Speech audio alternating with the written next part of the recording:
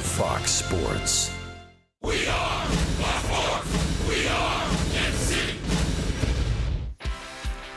After a much-needed day off, the Royals open a 3-game series against the White Sox tonight. The current road trip has not gone well. The offense has disappeared, and so have the wins, and the Royals are 0-7. But the Royals have won their last 3 series with the White Sox and are 5-1 against Chicago so far this year. Game 1 is coming up next.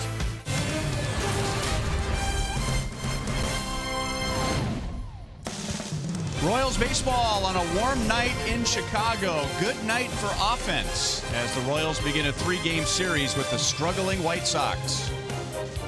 Royals baseball is brought to you by Academy Sports and Outdoors. And the Royals have had their struggles. 7-game losing streak, but just 3 games out of the Central, tied for second place with the Tigers. Hi, everyone. Welcome back to the ballpark with Rex Shudler. I'm Ryan Lefevre. Okay, let's sum up the first 59 games for the Royals. They began 12-6, then they lost 12 of 16. Then they won 15 of 20, and now they've lost 7 in a row. So it's just the way the Royals roll, or should we be more concerned? I believe it's the way the Royals roll. With their great track record over the last couple of seasons, Rhino, we've found out that there's not one guy in there that's going to stay hot the whole time, or 2 or 3. There's other guys who are going to shut down, hot and cold. So it's up to the players to find a bus driver. We haven't used that term much this year. That's the guy who's going to get the big hit, make the good play. And then if you're the field general like Ned Yost, outstanding track record his last few seasons, you got to change the lineup around a little bit. That's what he did tonight, so we'll see if that works. And I'll bet the Royals felt good just getting to the ballpark today. First of all, it's a nice warm night, and the Royals have played so well here in Chicago. We'll talk about the Royals' success with the Sox when we come back.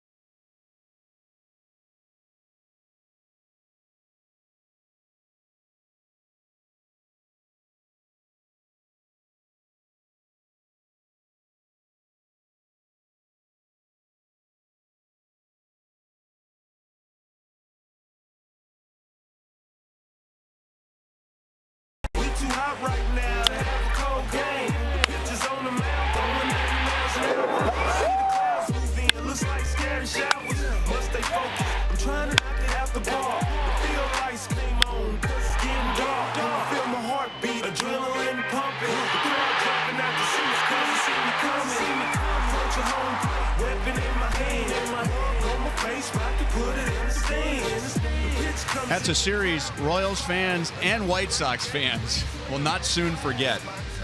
Do you know the Royals went from 2001 to 2010 without winning one season series with the White Sox, and now they've won the last 5 season series with Chicago? It's amazing how the game of baseball rolls. No one can figure it out. But right now, the momentum that the Royals have against the White Sox is something they badly need coming off of this tough road trip so far. Use that as ammo and go out and get them. Both starting pitchers tonight got off to very good starts, and now they've gotten a significant stretch without a win. We'll talk about the matchup next.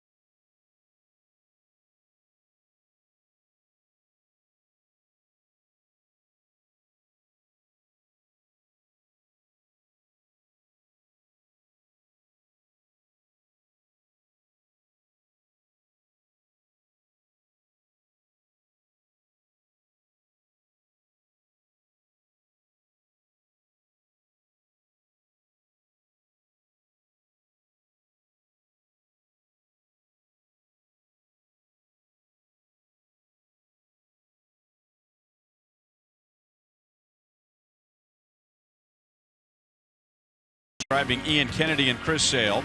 Ian Kennedy is without a win in his last 5 starts, and Chris Sale, after beginning 9-0, is winless in his last 3 with an ERA of about 6.5. Perfect night for baseball in Chicago. Game 1 is coming up next.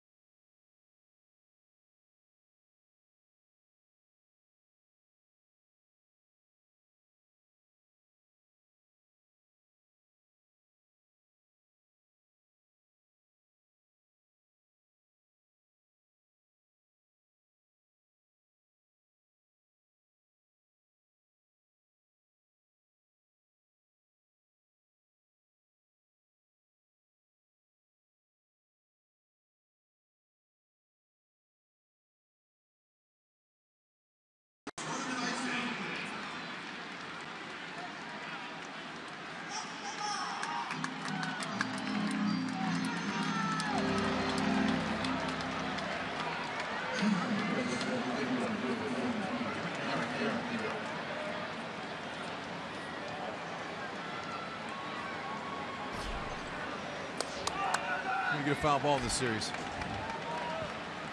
Feel it.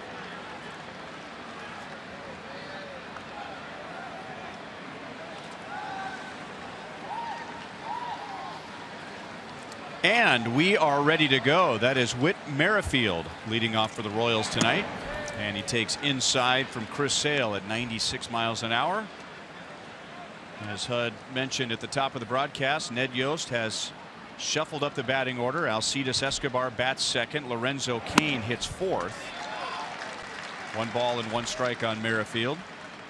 And you know, Merrifield, he's led off most of his career anyway. This is really not anything for him. Output for the order, Escobar hitting second, it could mean something, but look, all they're looking for is production. So Ned was bound to shake the lineup up. Knock. Base hit to open the game. And Whit adds to his Royals record. He has now reached in his first 18 major league games. Yeah, how about that? Staying inside the ball. The plan for attack on Sale tonight has got to be just like what Merrifield did in leading off that spot. That's an inside fastball, but look at how he fought it off. That was a very good swing. The backdoor breaking balls that he throws in there, if you try to pull them, you roll over to the top of them and hit ground balls. So the opposite of field attack method is going to work just like it has in the past against him.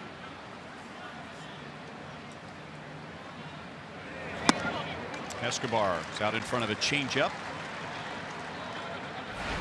Tough trip for Escobar and several Royals, especially Royals hitting at the top of the order. Esky is 3 out of 29 on this road trip without a run scored. In fact, he's not scored a run in his last 9 games. 0-2. Well, that's going to change. He's going to get on base, shorten up his swing, and quit trying to pull the ball so much and go with the pitch and find those holes. Keep it simple. Chris Sale was far and away the best pitcher in the American League. He was 9-0 in his first 9 starts with a tiny ERA. But in his last 3, he is winless with a 6.48 earned run average and an opponent's batting average of 333. 1-2. That's the wicket breaker. Now that looks like a curveball to me, but we'll call it a slur or a slider, whatever. Just it's a breaking ball, and he comes in the back door with that. That means off the plate and outside. He'll sweep it to the right-hander's back leg. Fastball average 90 to 96, and he's got a good changeup. Very, very effective and tough arm angle. All the arms and legs flying at you. That's an effective pitch as well. He's good.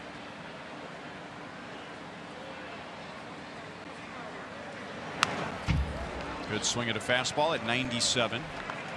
When the Royals saw Sale during the last homestand, you and I talked quite a bit about, and then we saw with the radar gun that his fastball velocity was down, but he was more effective, throwing fewer pitches per innings, inducing more contact. And he's coming out throwing gas in the early innings tonight. He had it in his tank in his last start. He just wasn't showing it. He wasn't throwing it. Hold to Frazier at third. Down to second, one in the dirt. And a good pick at first by Abreu.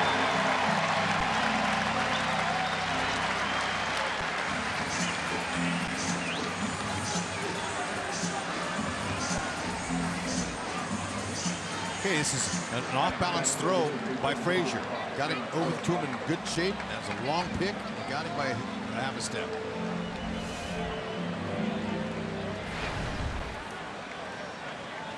White Sox defense, man, they're much improved. They've been airless in 29 of their last 35 games since May 1st. They're playing good defense. 2 down to Eric Hosmer. That fastball is a little bit outside. Hosmer has 5 hits on this trip. He has walked 7 times. And as we've discussed during this road trip, and the Royals have noticed too, that the league is really starting to pitch him differently. And some of that has to do with Kendry Morales' season so far. Get out. Line to left. Gone. Eric Hosmer. That's his first home run this month. And another base hit against Chris Sale. And that breaks a long stretch of at-bats for left-hand hitters against Chris Sale without hitting a home run. Shock the house at the cell. The Royals are on the board first in the first inning. How about that?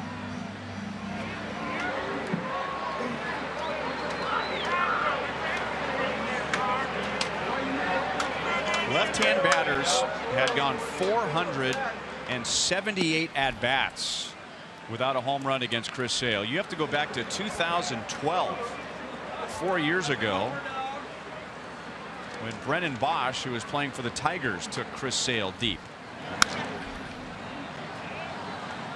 He'll be back into the crowd. 1 ball and 1 strike on Lorenzo Cain. Oh, Chris Sale early. You can't sneak a piece of cheese by a very hungry Hosmer. Nuh-uh. He opped him. Yeah, and Locaine, he's looking to add on to his numbers too. He's got great numbers against Sale. He's got 3 big flies off of him.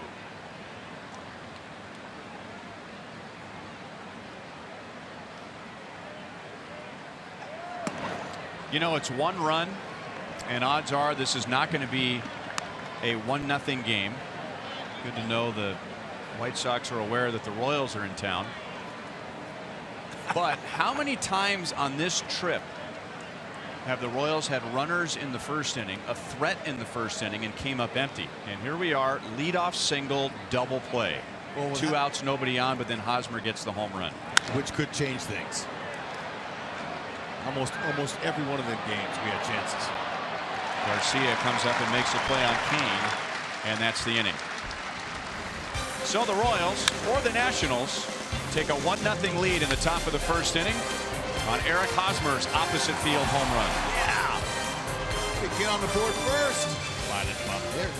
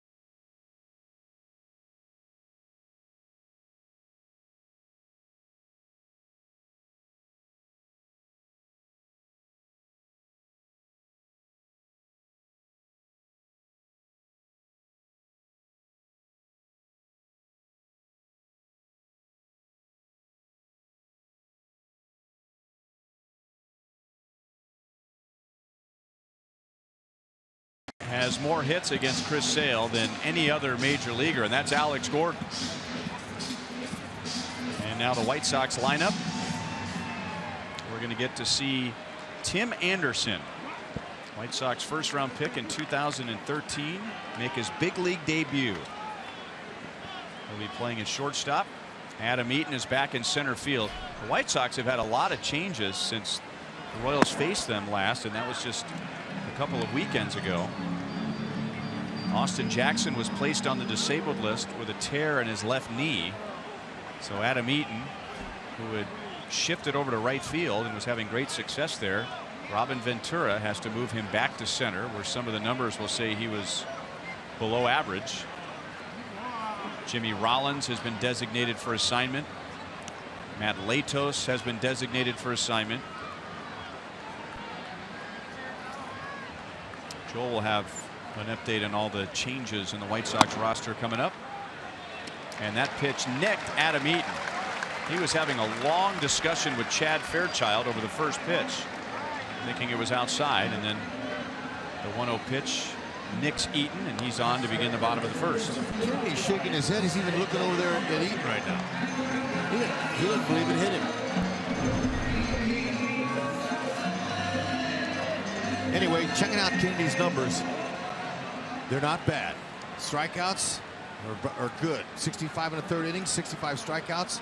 The hits, got 227 average against. That's okay. Using the fastball, slider, curve, and change, all four at any time. Loves the heater, spots it well. He doesn't say he doesn't have a two-seamer, but his ball, when he holds it with the four seams, it looks like it. Look at him stick that elbow pad out there. I don't think it even hit him.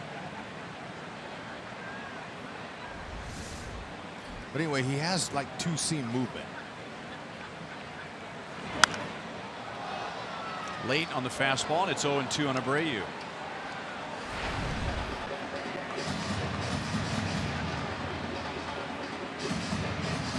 Jose Abreu, so far this year against the Royals, is hitting .105.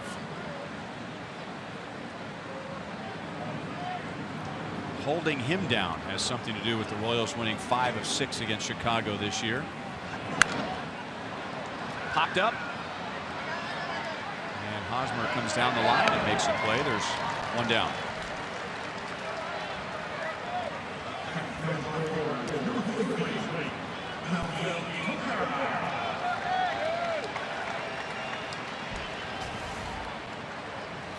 Royals 4 defense this evening.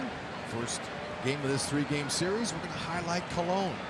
10th start, second base. This guy's very important. Make the plays on defense. If you get a couple of hits, that's a bonus. Make all the routine plays the one you should. That's going to help Kennedy, who's mainly a fly ball pitcher. He's only induced 2 ground ball double plays. Let's check out Christian Colon. Look at that play. That was at second base at the K. And then here he is at shortstop.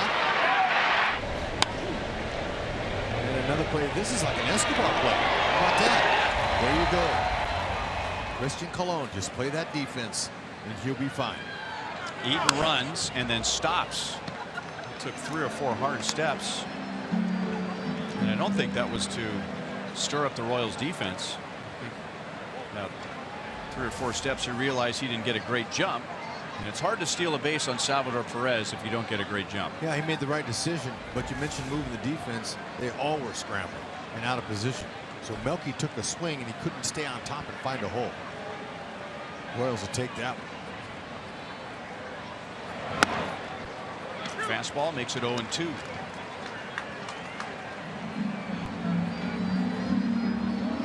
.27 driven in for Melky Cabrera, and 6 in the 6 games with the Royals. 4 of those on a grand slam, which they still lost.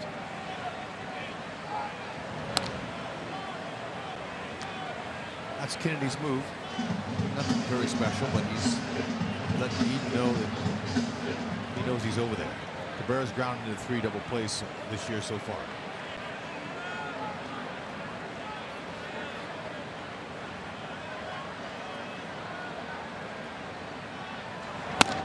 Got it. Fastball nowhere near being a strike. And once again, Ian Kennedy gets a strikeout with that fastball. Yeah, and why not? He's an expert at placing it, and he'll go upstairs like that with a 4-seamer. He'll get a lot of swings and misses like that. That was a little bit too high up out of the zone, but he'll take it. 2 down to Todd Frazier, second in the major leagues with those 19 home runs.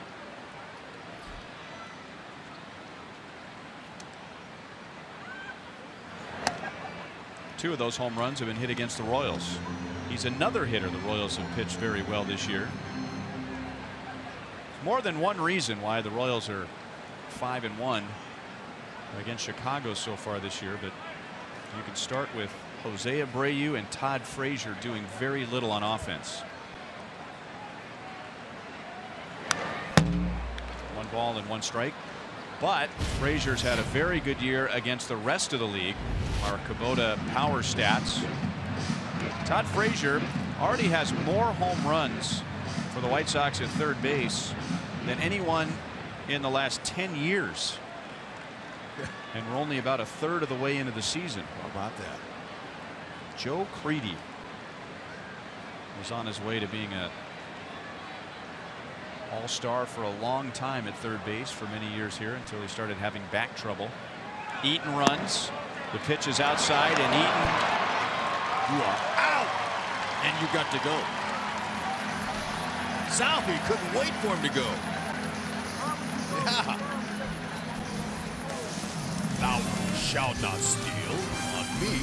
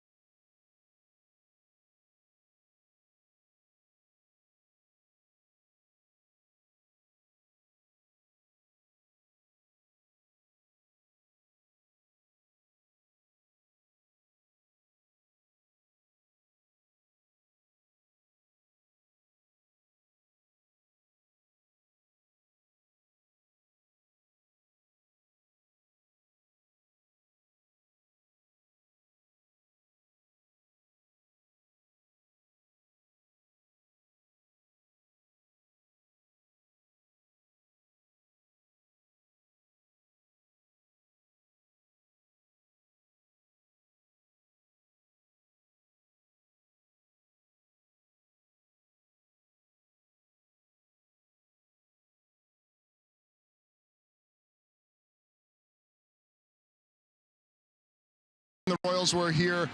They had the big injury with Mike Moustakas and Alex Gordon colliding down the left field line. The White Sox, they have had plenty of issues themselves. Look at all these moves that Ryan was talking about. And we know Justin Morneau, well, they signed him yesterday, designated for assignment. Matt Latos and Jimmy Rollins in the last 24 hours. Tim Anderson talked about him making his debut. Austin Jackson had that turf toe when the Royals last saw him at Kauffman Stadium, but now he has injured his knee, meniscus tear, at least 6 weeks. Add in Jake Petrichka, out for the year with labrum hip surgery. Daniel Webb, a reliever with Tommy John, and they are trying to put a lot of pieces together, but now that opens the door for Anderson. Thank you, Joel. Eaton over from center field and takes care of Kendrys Morales.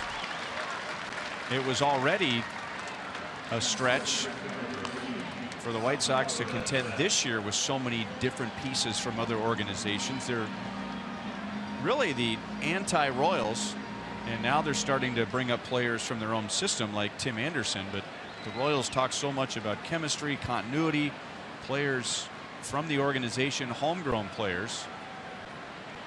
And as I take a quick scan around the field, if you count Abreu coming from the White Sox system, because he only played with the White Sox, but he was a high-level player in Cuba, Chris Sale and Tim Anderson are the only players on the field tonight that have come up through the White Sox system, both first-round picks. Yep. And so when you're not loaded with a lot of talent down in the minors, you're going to go out in the free agent market and try to piece your team together. Fouled away by Salvi, 0-2. The Adam LaRoche experience didn't work. He had a really subpar season last year. And then this year, he retired.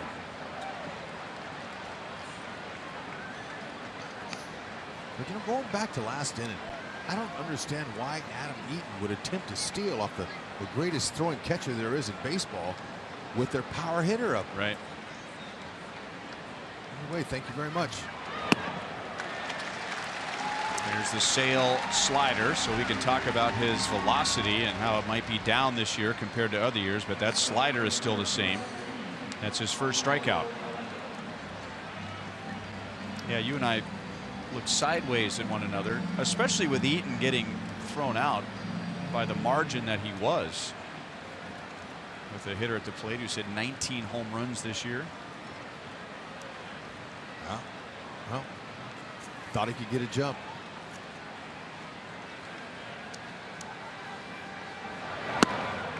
Inside to Paulo Orlando. We talked last inning about Sale when he was pitching last against the Royals at the K, about how his velocity wasn't in the mid-90s. And talking with Donnie Cooper, their pitching coach, he said that he kind of is patterning himself after Verlander. When Verlander doesn't empty the tank early, he conserves and saves it, and later in the game he turns up the velocity. So, but here he means business. The first inning, we saw some 95s and 96s from him. That was his pitch against us there. That backdoor breaking ball. Tries to come in on the outside part of the plate to righties.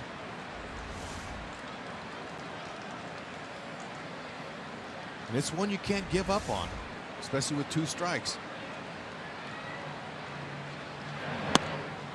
And the changeup, if you just look at his motion and you check him out, he's got arms and legs flying everywhere, so it's difficult for the hitter to pick up the release point.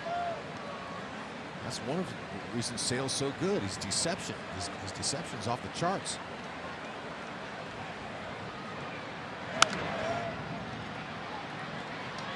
Garcia comes in, Laurie goes out and slides by it. Checking for a strawberry, maybe. Good hustle. Laurie's a rocket. He plays hard. And with those pants all bloused up and rolled up, he rolled all the way up to his quadricep.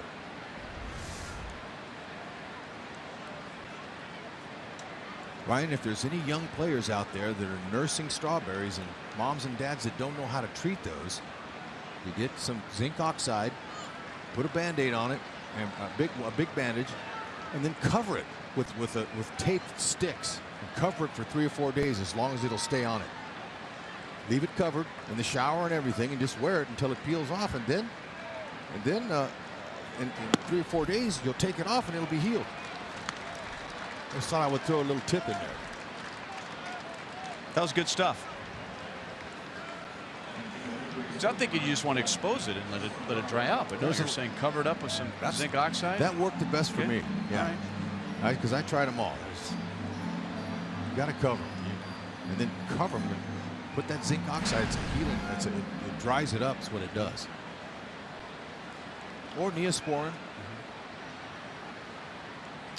Any other medical related questions? Let's go to www.askhud.com. Baseball related. I've been through it. Cuthbert got a first pitch fastball and hits it into right center field.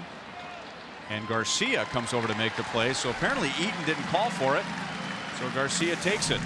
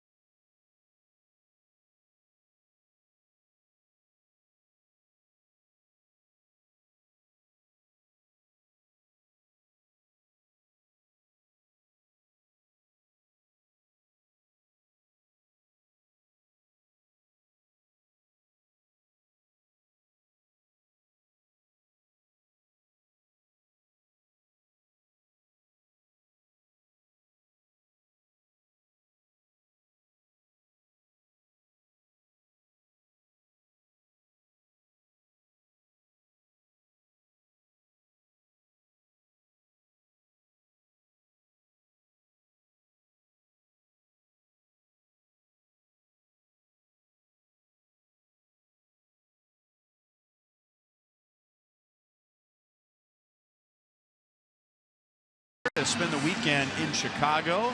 It's going to be in the 90s today and tomorrow. We understand it's very hot back in Kansas City. Watch the Royals and the White Sox tonight, tomorrow afternoon, and Sunday afternoon. And then the Royals finally will be back at Kauffman Stadium on Monday. Todd Frazier was at the plate when Adam Eaton was caught stealing with 2 outs in the first, and it wasn't even close. So the White Sox left a 19 home run hitter at the plate.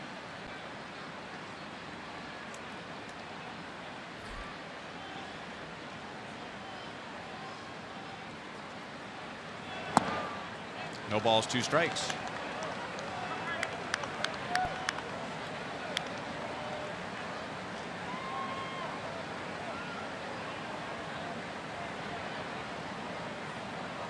Frazier, J.B. Shuck, and Brett Laurie. Rounded out to Cuthbert. 1 away.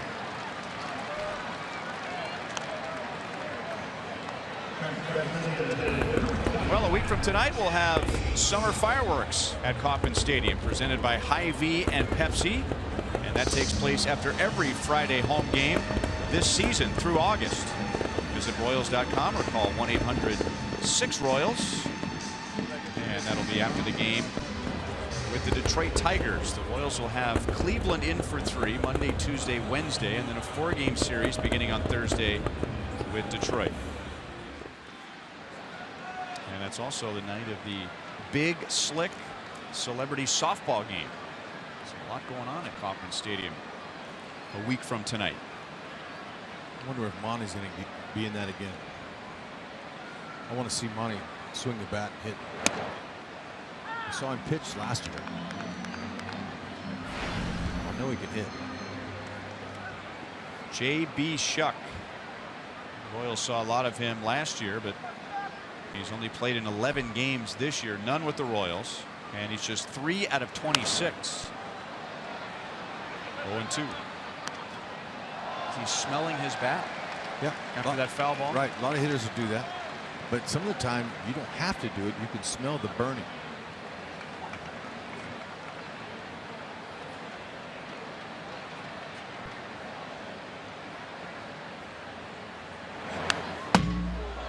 There's another one. See if he smells it again. He did.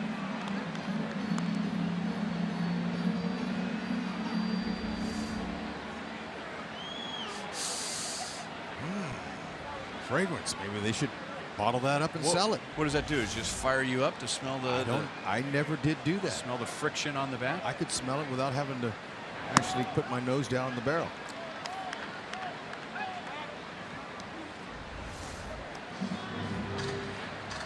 Okay. Interesting. Yeah. Ooh, whoa! Hey now. I don't know. I've never seen that either. That explains it.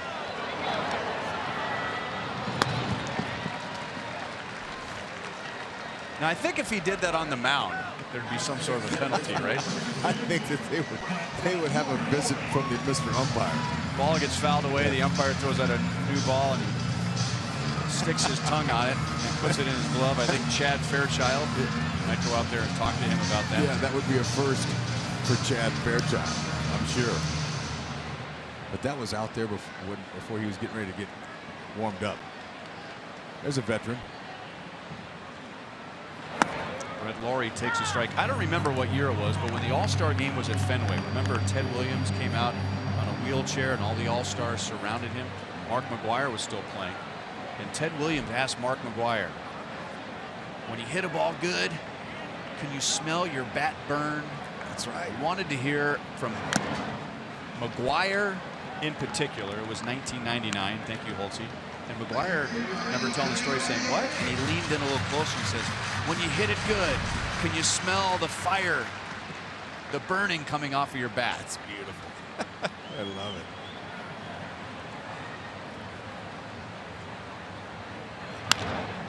High fastball is lined to left, and Witt will play it on a bounce. Chicago's first hit tonight. Laurie's at first with 2 down.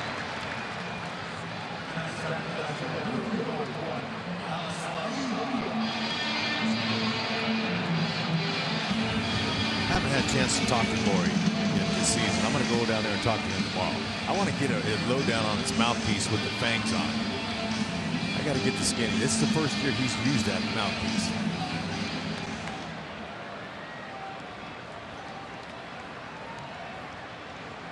I have a feeling it's going to have something to do with wanting to be different. Well, he's several years ago when he was with Toronto, I asked him, what's the term for a player like you that plays with his hair on fire? He said, rocket. I'm a rocket? Not he. He was using an overall description of players like that. He says, you know, it's a term that he must have picked up in Canada.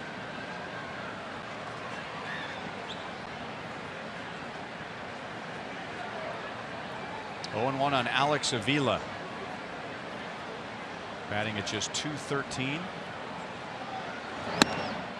Fastball by him at 94 miles an hour. It's been a tough year offensively for Chicago. They are 12th in the league in hitting, 11th in runs scored, and they've hit the second fewest home runs. They have the lowest slugging percentage in the American League. One of the reasons why they went out and signed Justin Morneau and then immediately put Morneau on the disabled list. Morneau had some elbow surgery during the offseason, so he's still recovering. So they signed him to the contract. And then in order to allow him to continue to rehab, they placed him on the disabled list. They are looking to add some thump to their batting order.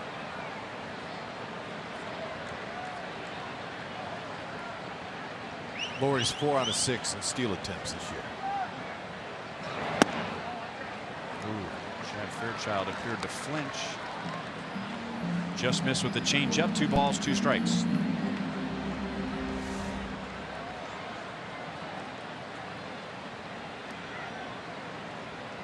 It's borderline. Avila, he's the kind of guy you can get called thirds on. He's got good plate discipline, but with 2 strikes sometimes he'd rather eyeball than swing it. Left side of the infield. Tough play as the Royals run an overshift. So Merrifield comes up from left and makes the play. Ian Kennedy begins with 2 scoreless innings.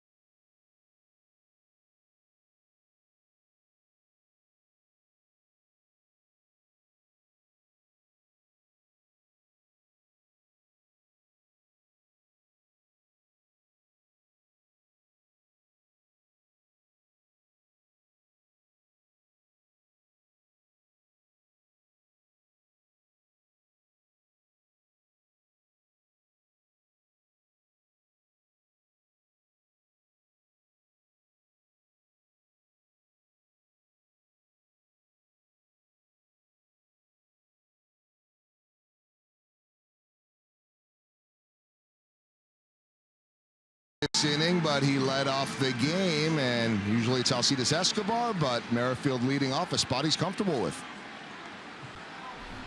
I'd say most of my at-bats throughout my professional career, and really probably throughout my life, have been the leadoff. So I'm pretty comfortable with it.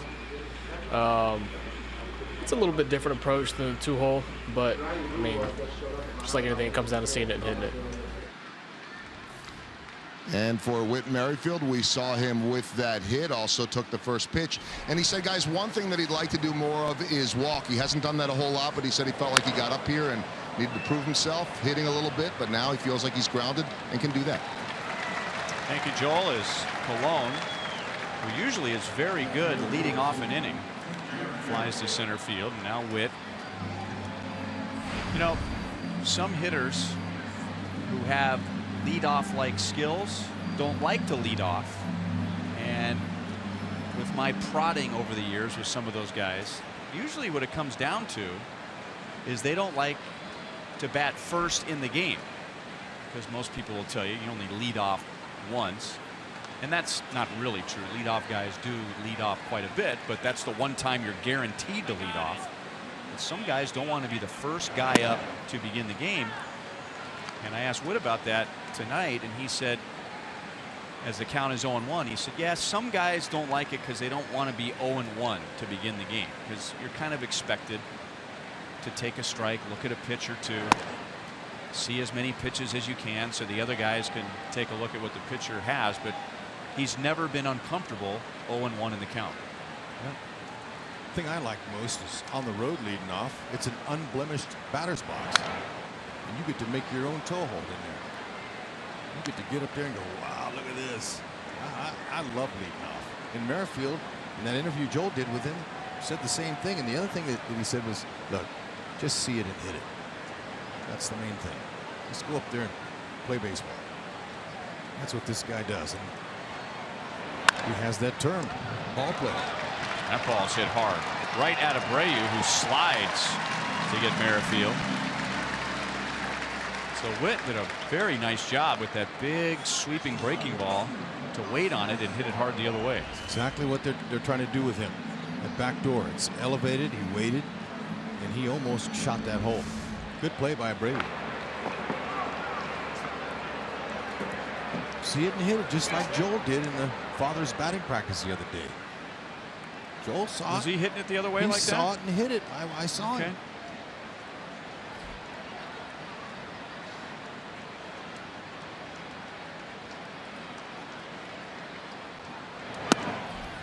Down and into Escobar.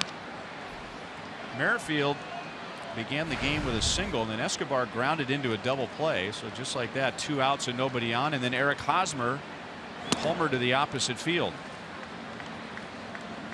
2-0.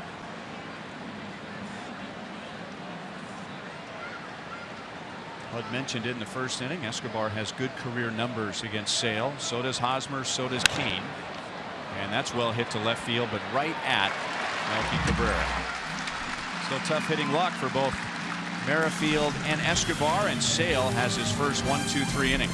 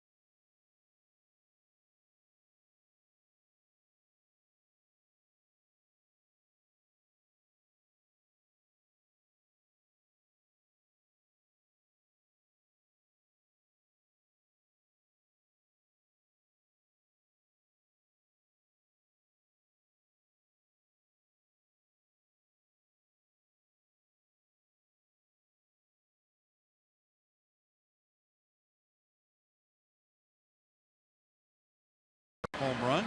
So the Royals begin tonight with some power. our University of Kansas Hospital injury report. The Royals hope to get some more power back soon, as Brett Eibner is on a rehab assignment on the disabled list with a sprained ankle. He was 1 for 4 with a double and an RBI for the Storm Chasers last night. In 4 games with the Royals, 6 for 13 with 3 doubles. I was down on the field before the game as Joel invited me on his Hy-Vee Royals Live pregame show. I saw a lot of fans down there, and they were all excited. And I yelled at them, "We need you. Thanks for coming." They were all excited tonight. Avisail Garcia will lead off the 3rd inning. He's batting 8th. I will always remember here 2 seasons ago when the Royals broke the string of 29 years without a trip to the postseason, right here. Game number 160 on a Friday night, and all the Royals fans that were behind the dugout and up the right field line and started chanting, "Let's go Royals," and then all the White Sox fans cleared out. The Royals fans stayed behind, and the Royals brought the celebration from the clubhouse out here, and were spraying champagne on the fans. The fans already loved that team, and they were connected with that team, but that connection went a lot deeper, I think, after that night when the players shared the celebration with the fans. That doesn't always happen. No, it was a very special time, especially for you who've been here for all these losing seasons. Many of the same fans we're seeing tonight are some of those fans that were here. They like coming to Chicago. They're welcome anytime on the road, anywhere. The more royal blue in the stands, the more it pumps our guys up.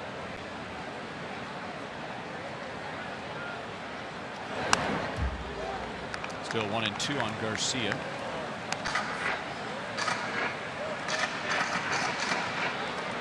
Batting 8th.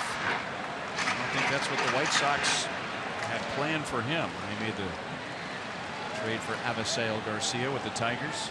It wasn't. It's not giving consistent power for him that they were thinking. Hoping. Broke his bat.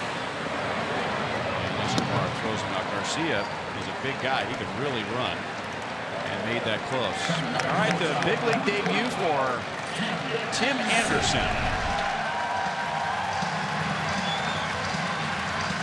#1 prospect in the White Sox system, and ever since he was drafted in the 1st round in 2013 out of the community college in Mississippi, the Sox planned for this day to be the shortstop.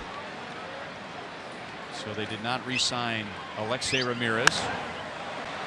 He swings at his first big league pitch, and figured just to get through this year with a combination of Tyler Saladino and Jimmy Rollins. Well, Rollins was designated for assignment, and the White Sox, with those numbers, figured Tim Anderson was ready. 0-2. Yeah, so he took a swing in his first big league at bat. That's good. And he took another fastball right down the middle. That wasn't so good. Now, let's see if Kennedy goes to a secondary pitch or sees if he can hit the fastball. Salvi wants a break. 1 ball, 2 strikes. Good hitter, good speed, good tools so far at shortstop. Most will tell you that some of those tools or skills need to be refined on defense. And he'll get an extra base hit in his first big league at bat. Down in the count, 1-2. Tim Anderson gets a double for his first major league hit.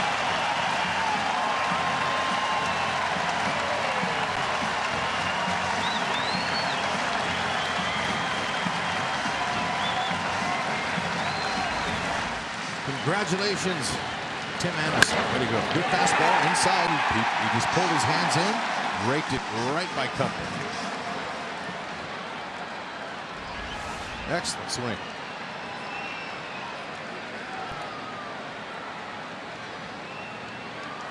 So runner at second base with 1 out to Adam Eaton.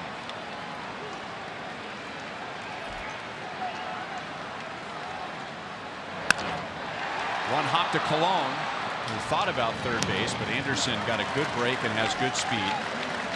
So the Royals take the sure out, and now Anderson's at third with 2 down.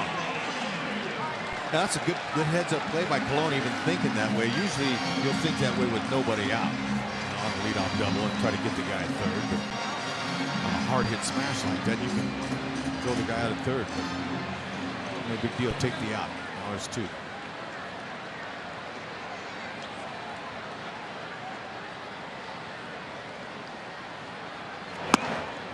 Abreu is late on a fastball. He popped out to Hosmer in the first inning.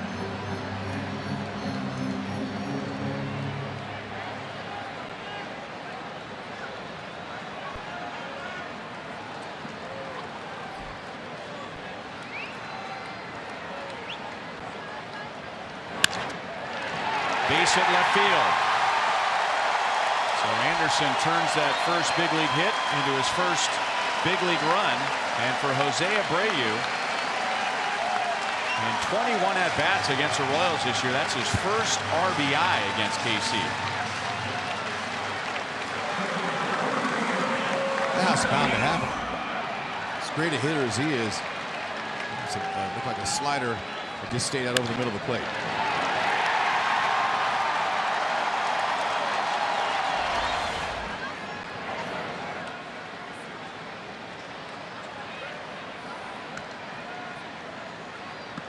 Here's Melky Cabrera. Good fastball over the outside edge. Ian Kennedy got Melky Cabrera to swing at a fastball that was about chin high and inside for a strikeout. And I'll bet if Kennedy gets ahead in the count again here, they'll go back to that pitch. See if he chases it again. 0-2. Good time for it here.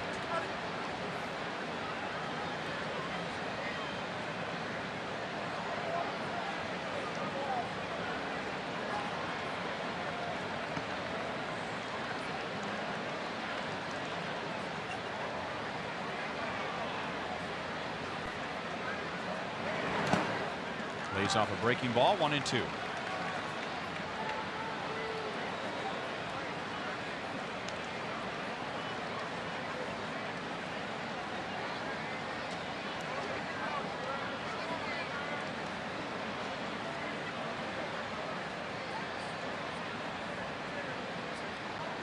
Some dirt kicked up in Salvi's eyes. So Chad Fairchild will dust off home plate just to give Salvi a little extra time to make sure the eyes are clear.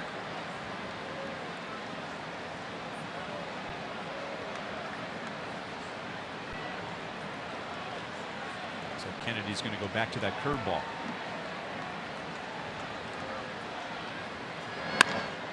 And that's well hit. Deep right center field. And the White Sox take a 3-1 lead in the third inning. So Ian Kennedy put Cabrera away in the first inning with a high fastball.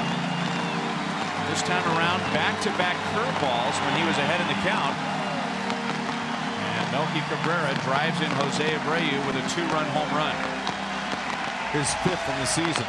It was a hanger. Yeah, that's sitting right over the middle of the plate. And I'm with you. I don't know why he didn't go back with that high fastball at least a couple times, back-to-back, see if he could get him to swing at it and pop it up. But he missed with that one.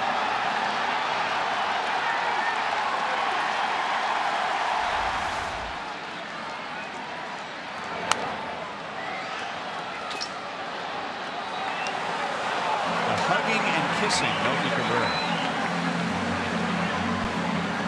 But it was the rookie Anderson that got it all going. 2 outs. With 1, excuse me.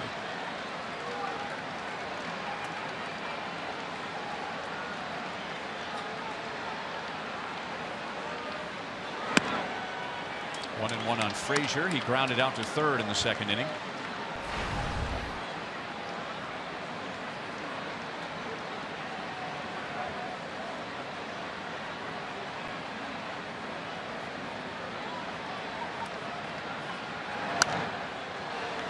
Backing out of play.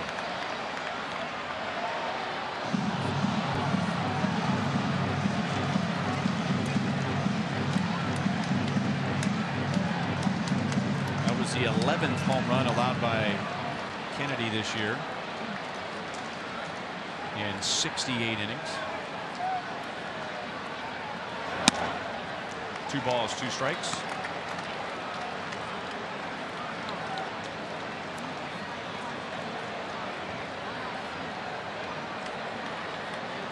Kennedy last year had trouble allowing the long ball. He allowed 31. That's just foul outside of third.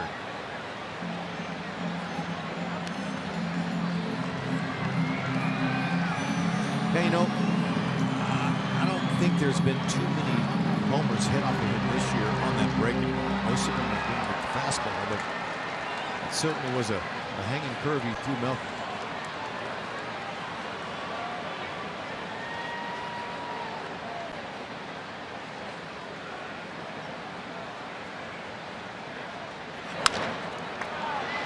Escobar charges, short hops, and throws out Frazier.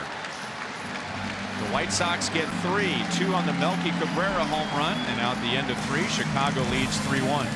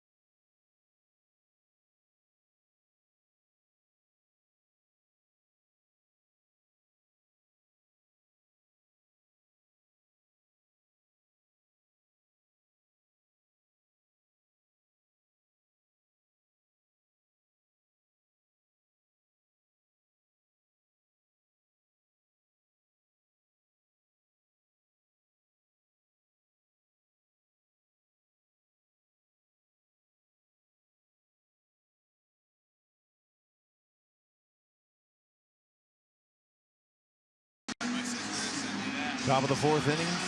White Sox up 3-1 on the Royals. Show a little flashback. Mother's Day in Cleveland. That's a 2-strike approach. He had 2 strikes on him. He didn't lift his leg. Tonight, 2-0. He loads up with a flamingo kick. We'll show you the difference in a little bit here of his different approaches.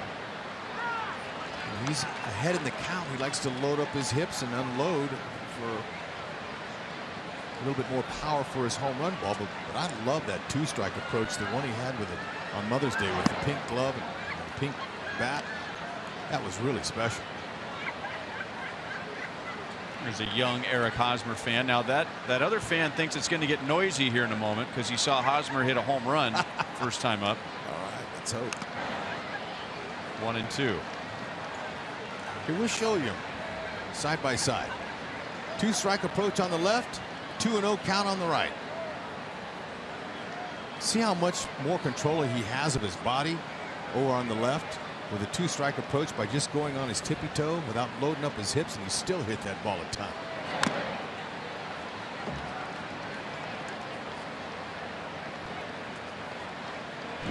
Our Toyota League leaders, only Alex Gordon has more hits against Chris Sale than Eric Hosmer. Those are the top 4 all time. 3 of the 4 with the Royals.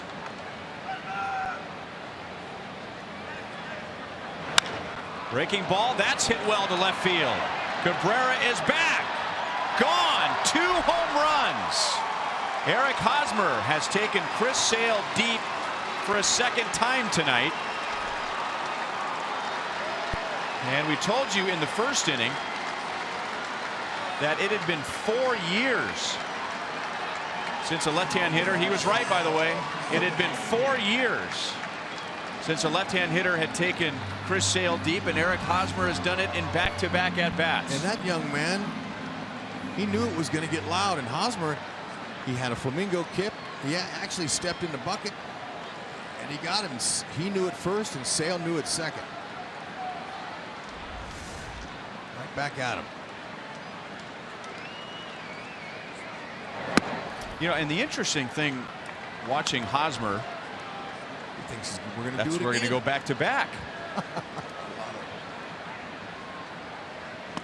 Kane swings in a foul tip. The interesting thing about Hosmer is that, you know, you showed his leg kick, but against Sale, he's giving ground. His stride is not to the pitcher. His stride is more toward the second baseman than it is the pitcher. Kane with a liner into center field. Lorenzo's 1 for 2. So you wouldn't expect a left-hand hitter who's giving ground with his stride against a left-hand pitcher to hit Sale the way Hosmer hit Sale. Well, he can get away with it because his arms are so long, and also the pitch was elevated out over the middle of the plate. Now, if that's off the plate at 2 more inches, he misses it. But it was a mistake, and it was up. And Haas, good level swing, waits longer, and uses that opposite field just like Dale Swain told him to do against this guy.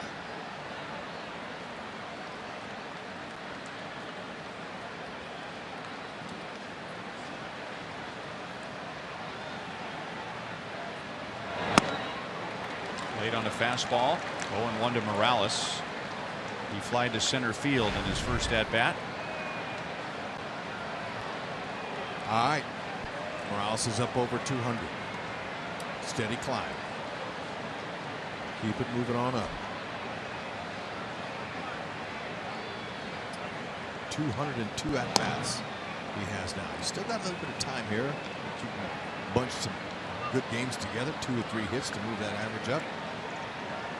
But you start getting in the middle of 200 at-bats, it's hard to go up as quick.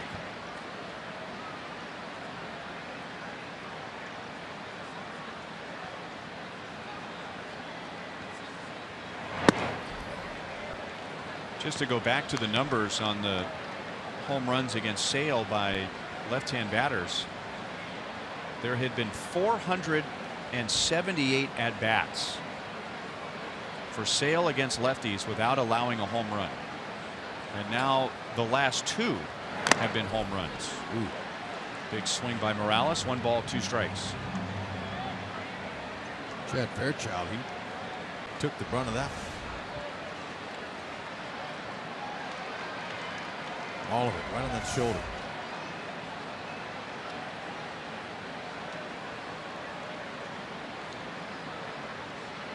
Take a couple of Tylenol and you'll be all right tomorrow. Or some players would say tape an aspirin on it. But Advil's gentler on his stomach. That's right. I forgot.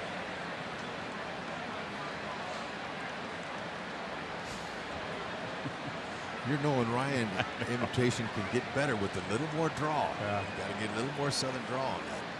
It's close. Hey, that went behind him. How did that not hit him? I think he was in the middle of saying ouch.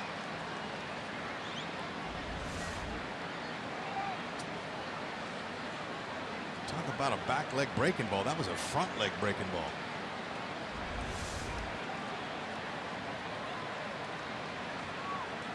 He thinks he can get Morales out with a fastball. That was a setup pitch.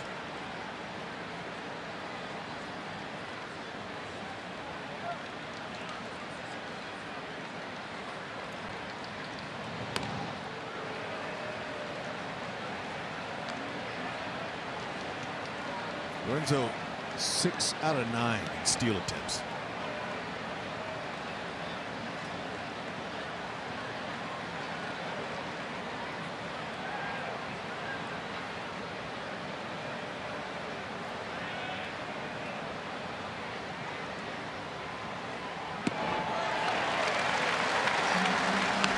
Second strikeout for Sale. Both strikeouts with that big breaking ball. 1 down. Time once again for you to vote. You can vote up to 35 times for your Royals online, including a maximum of 5 ballots cast in any 24-hour period. Vote at Royals.com on your computer, tablet, and smartphone. Morales was thinking fastball. Line to left field. Melky Cabrera playing deep. Kane came slipping across second base, thinking about going first or third. So right after the White Sox get 3 in the bottom of the third to take a 2-run lead, the Royals get a home run and 2 singles. Our Honda most trusted players would be the Royals offense, and the Royals have the best batting average in Major League Baseball against their own division. That was coming into the game at 286, and they already have 5 hits in 3 1/3 innings tonight.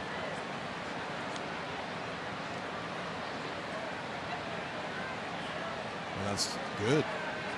We're going to get a whole handful of the Central here this month.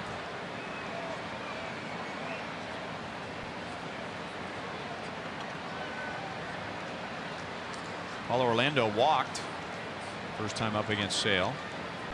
It was just his 3rd walk of the year. Way outside with the breaking ball. And the Royals have not just had success against the division, but look at this. The Royals have a .278 opponent average against Chris Sale. Chris Sale against all other American League clubs allows .217. The Royals are in Sale's head, and Donnie Cooper knows it. He's going to come out and talk to his ace left-hander right here. Try to help guide him through it. Red Sox have a losing record in Chris Sale's career when he appears as a starter. 7-9.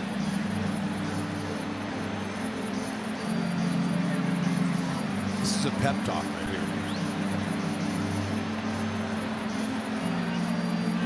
Donnie Cooper, 10 years he's been pitching coach here, the White Sox.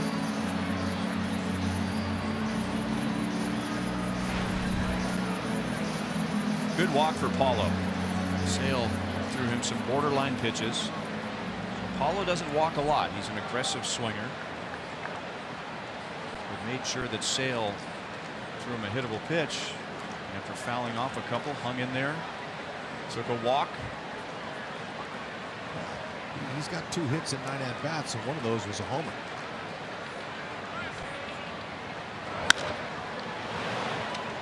One and one. Man, I like that. Series against the Orioles, I've never seen opposing pitchers throw fastballs as many times as they did by Royals hitters. And usually the Royals, they're a contact hitting team, and they were missing. Some of those were up out of the zone a little bit, but I'd like to see Paulo turn on that one. He just turned on that Sale at 95 there. It's good. Yeah, Chris Tillman 2 nights ago really got the Royals to chase a lot of fastballs up. Good.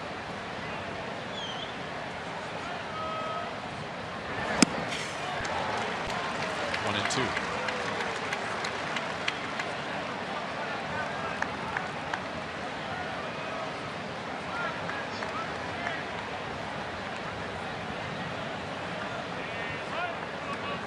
Kane's at second. Perez is at first. Hosmer is homered in the inning. Hosmer is homered twice tonight against Sale.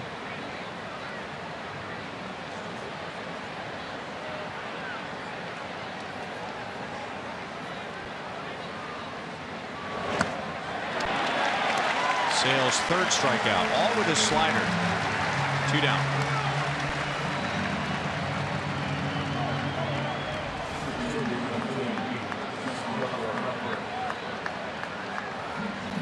Opponents are hitting a whopping 149 against that slider. Yeah, So no, the goal is to avoid situations where you have to swing at that pitch. yeah, and if you are looking for it, you got to see it up. It's all about the release point. Chesler swung at a first pitch fastball in the 2nd inning and flied out to the right fielder Garcia. So first pitch breaking ball this time, and it's 1-0. That is one number that really stands out with the Royals' struggles so far on this road trip. Even with 2 runs tonight, the Royals have been outscored on this trip 45-10.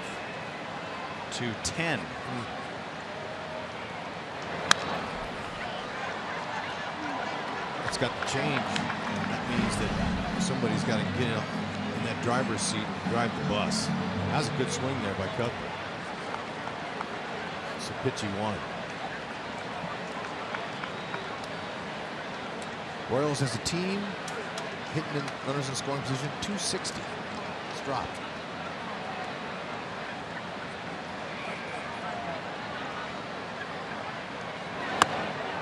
Plays off a high fastball, 2-1.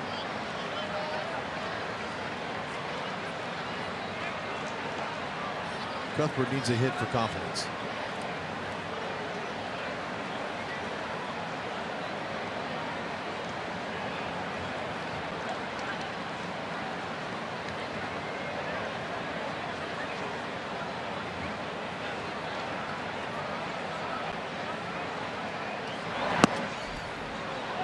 Inside, 3-1. Well, that's a good eye there. I know a lot of right-handed hitters going to swing over the top of that.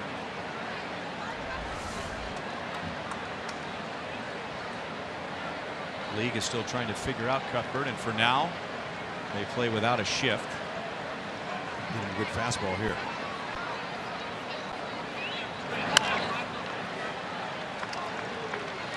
Got it in on him just enough. Get him out of there. That's good.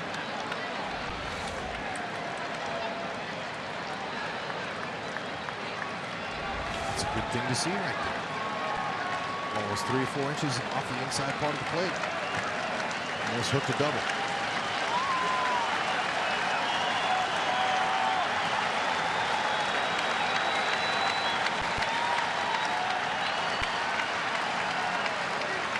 Anything close, we swing. Again, off speed with the breaking ball. So Sale ends up striking out the side. He also gives up a run on 3 hits, including Eric Hosmer's second home run of the game.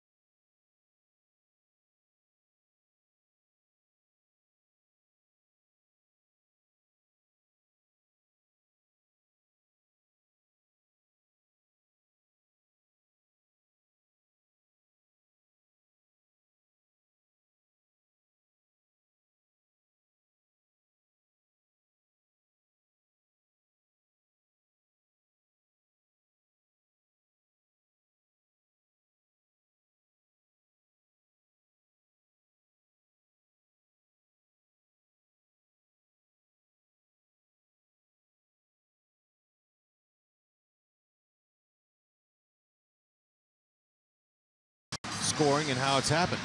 Long ball. Roz says, you know what? If you're going to leave me pitches out over the middle, I'm going to take you to the opposite field. He hit his 11th on that swing. Melky steps up. He got a hanging breaking ball, hit a 3-run bomb. It was a big hit there. That's his 5th. Haas comes up again and on a slider that stayed up, and it was the same spot. Haas says, all right, you're going to keep pitching me up in the zone. I'm going to take you to the opposite field. Now that's his 12th.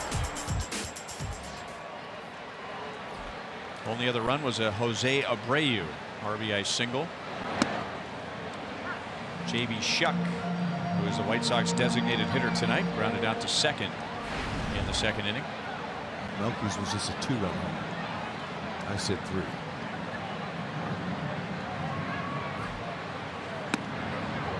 Slow breaking ball for a strike, and it's 0-2.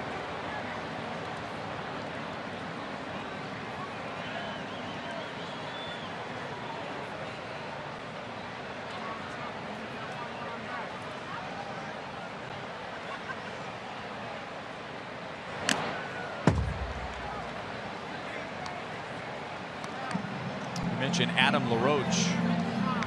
This was supposed to be where Adam LaRoche would hit as the White Sox designated hitter. As you mentioned, he retired in spring training over a conflict as to how much time his son could spend in the clubhouse.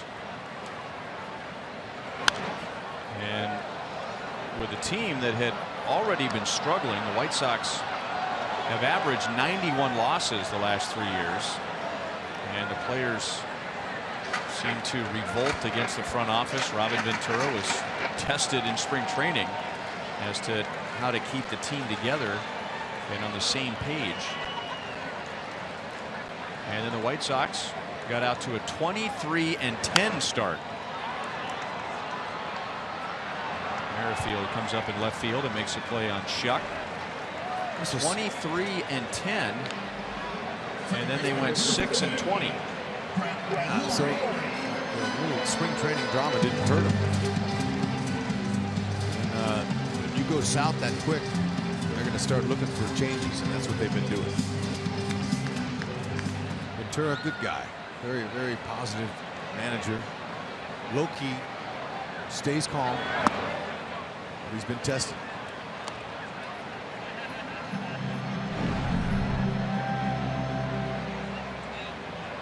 Extremely well liked.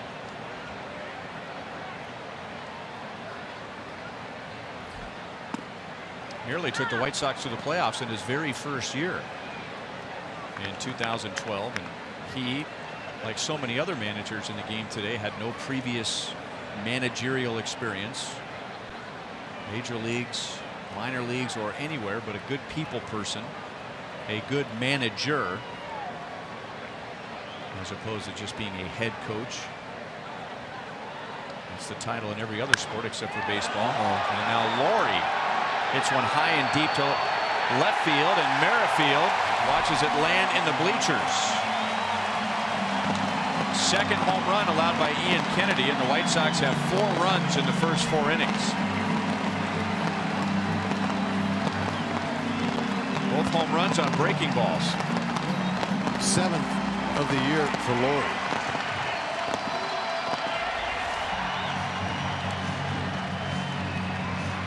Or was that a changeup? I don't know, but he went down and got that.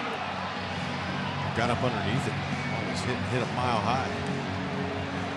So that's now the 4th off-speed pitch that's been hit for a homer. It was a changeup, 83-mile-an-hour changeup. Outside to Alex Avila. Yep. It's been a noisy night, young man. I just got to find a pair of earphones for him, to put on. We could block the noise, because there's a lot of kids like him, sound sensory, in ballparks.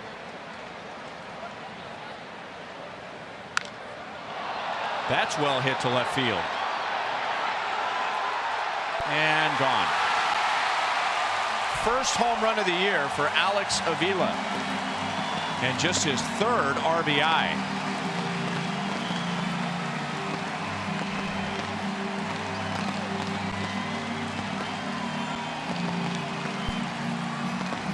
White Sox coming out slugging. The Royals are going to have to slug with them. It's the location again. It's right down the middle of the plate. We're going to put an easy swing on it. Caught it just right, just like Laurie. Merrifield ran out of room.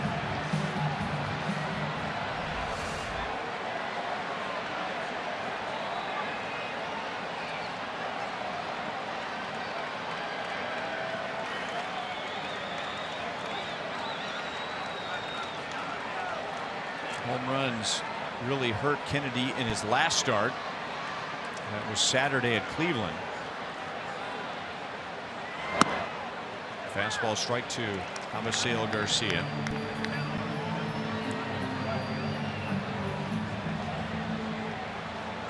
Kennedy got off to a very good start in the first 5 innings against the Indians, and then Cleveland scored 4 in the 6th.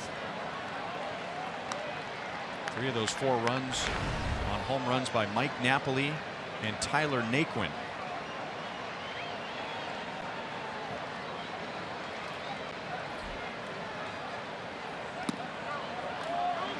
Kennedy has no trouble pitching at the K as far as keeping the ball in the ballpark. 12 of his 13 home runs now have come on the road.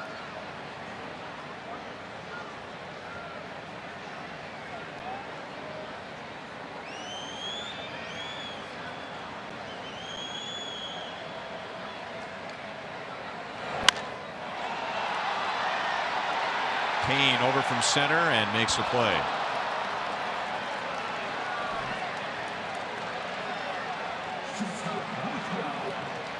Two down.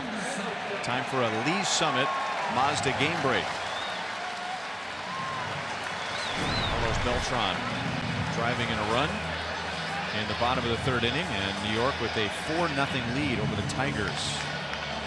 That game is now in the 7th inning. Royals and Tigers both 3 games out of the first place Indians when the game started tonight. Beltran, he's hot. Both sides of the plate. Tim Anderson hit a double with 1 out in his first big league at bat in the 3rd inning. Down, no balls, 2 strikes. He was down at one point, 0-2 in that first at bat. Got a breaking ball in between Cuthbert and the 3rd base line, and then he scored on Jose Abreu's single. So he's got a base hit, an extra base hit, and a run scored already. And now Colon goes to the middle and throws him out, and that's the inning. The White Sox hit 2 home runs. Brett Lawrie and Alex Avila back to back. And now at the end of 4, Chicago leads 5-2.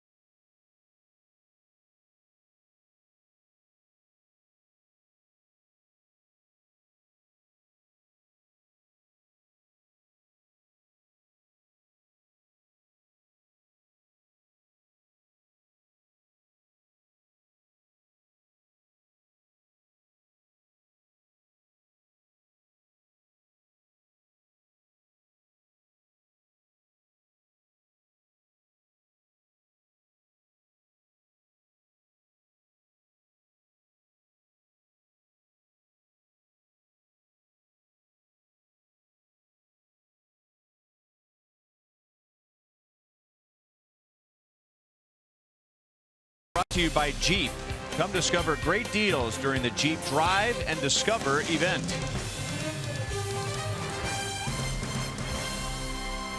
When the game started, the Royals and the White Sox were the bottom 2 teams in the American League in home runs hit, and they've combined to hit 5 in the first 4 innings.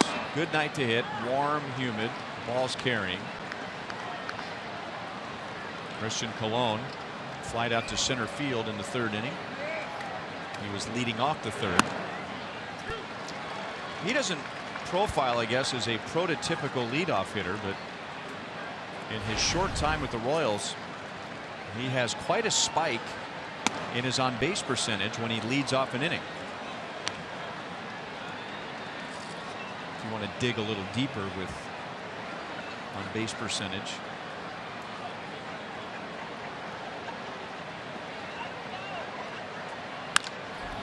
And he's on base to begin the 5th inning.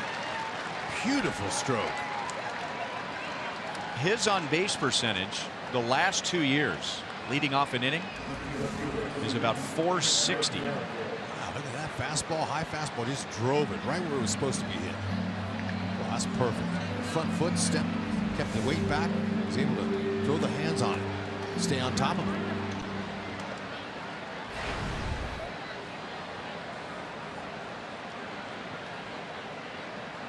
Whit Merrifield leading off for the Royals tonight has singled and grounded out, and that ball was hit hard when he hit a shot to Abreu at first base on one hop.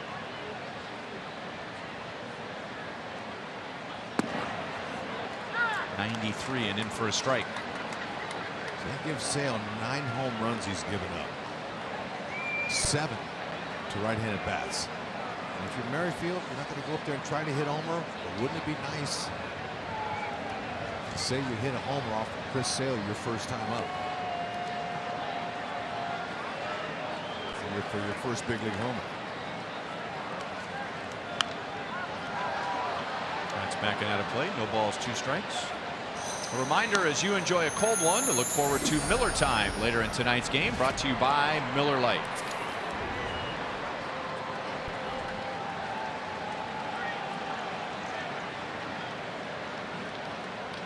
Whit, by the way, is 2 out of 5 against Chris Sale. He got a big hit. And the Royals' victory against Chris Sale and the White Sox. Royals scored 2 runs in the very first inning against Sale, and Merrifield was in the middle of that. Lays off a slider down and in.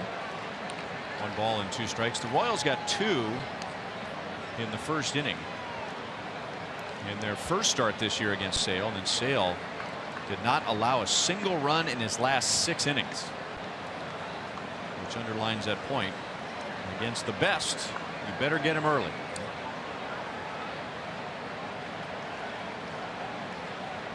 Three-pitch mix. Fastball 90 to 96 we've seen tonight. Big sweeping slider and a changeup. All 3 effective.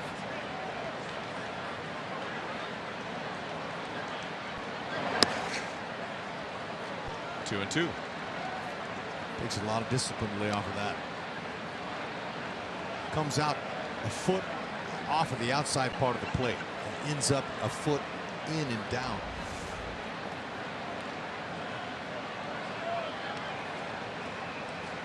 Yeah, you look at Fox Tracks and you say, well, he shouldn't swing at a pitch like that. Look at how far down and in it was, but it's got to be mighty tempting as it's crossing the plate as a hitter from right to left. Sweep it. And then a changeup.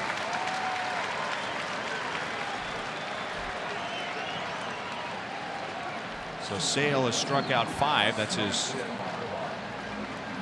first strikeout with a changeup, and there's 1 down.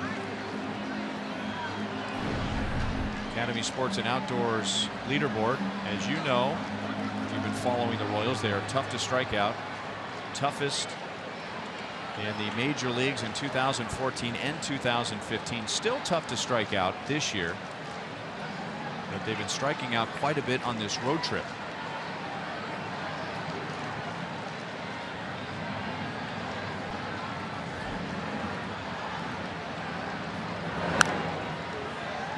Chris Tillman struck out 9 Royals 2 nights ago in Baltimore. Mainly fastballs. Borderline, right above the belt.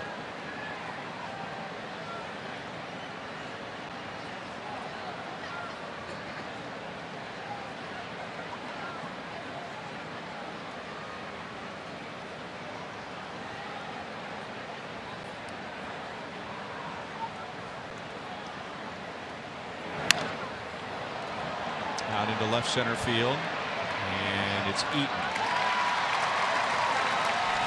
2 outs. And now Eric Hosmer with a runner at first and 2 down. Here's our AT&T high-speed replays. Fastball struck well. 11 comes up again. Last time it was a slowly breaking ball. Didn't have the big break on it, but Haas put it over the left field fence again for his 12th.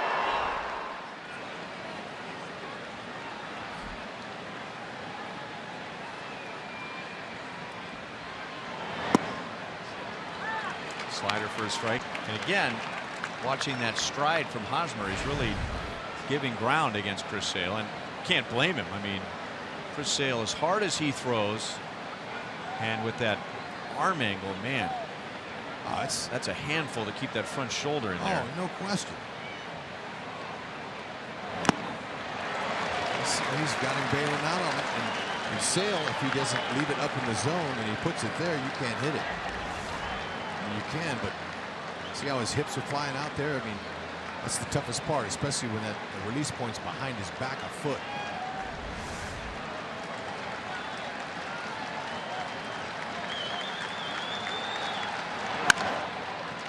Abreu backhands and takes away Hosmer's 3rd hit of the night. Leadoff single for Colon. He never gets to second base. And now at the end of 4.5, Chicago leads 5-2.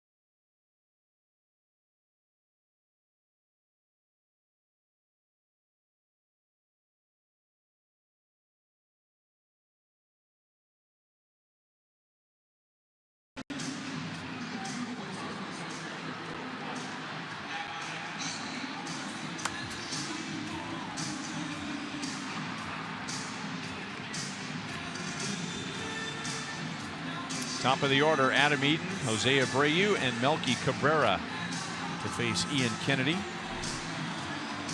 White Sox have scored 5, 4 on home runs. Melky Cabrera has a 2-run home run. Brett Laurie and Alex Avila have solo home runs. They went back-to-back in the 4th inning. Kennedy opened with 2 scoreless. And now it's given a 5 in the last 2. Down and away, ball 1 to Eaton. The box score will tell you that Eaton was hit by a pitch in the 1st inning. The replay may suggest otherwise. The box score also tells you that he grounded out to second base in his 2nd at bat, and that actually did happen. Yeah. Let's take a look at his 1st at bat. Did this hit him? Nope, but when he did that, I'm thinking he thinks he's got to walk. Turns out the umpire gave him first base.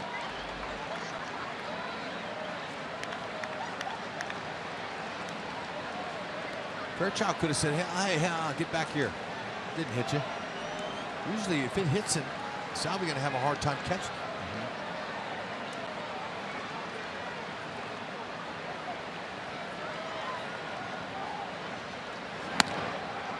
2 balls and 2 strikes. And when a hitter gets first base on a play like that, Normally the umpire doesn't see the ball hit the player or his uniform or his elbow guard. You hear it, just a little click before the ball goes into the glove.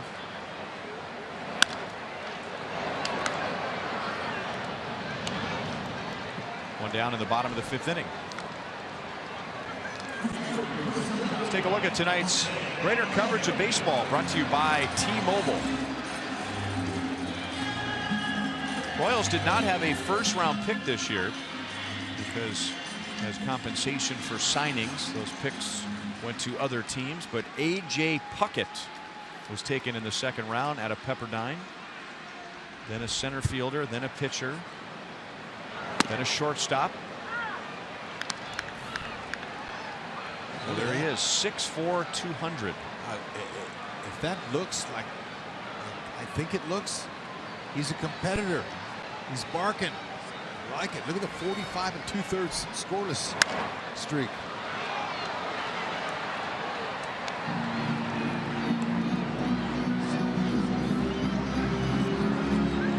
Wow. 1.27 ERA against an aluminum bat is impressive in any league. Gotta believe it. That's the 3rd longest. That scoreless streak, by the way, of over 45 innings. 3rd longest in NCAA history. Got to be good, like you said, pitching against guys with those aluminum bats. He's missing.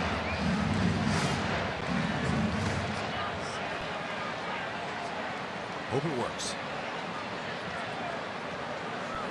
You know who has the 2nd longest scoreless streak in NCAA history? A pitcher? You don't think of him as a pitcher. No. Todd Helton. Todd Helton, how about that? What? He pitched and was a position player at Tennessee, and he played quarterback. What an athlete. But aside from that, he was just another guy. What a career he had. As a hitter. He could break. Pulled foul, 1-2 on Abreu. He tied the game with a 2-out single to score Anderson in the 3rd inning that tied the game at 1, and then Cabrera hit the 2-run home run in a 3-run 3rd inning for Chicago.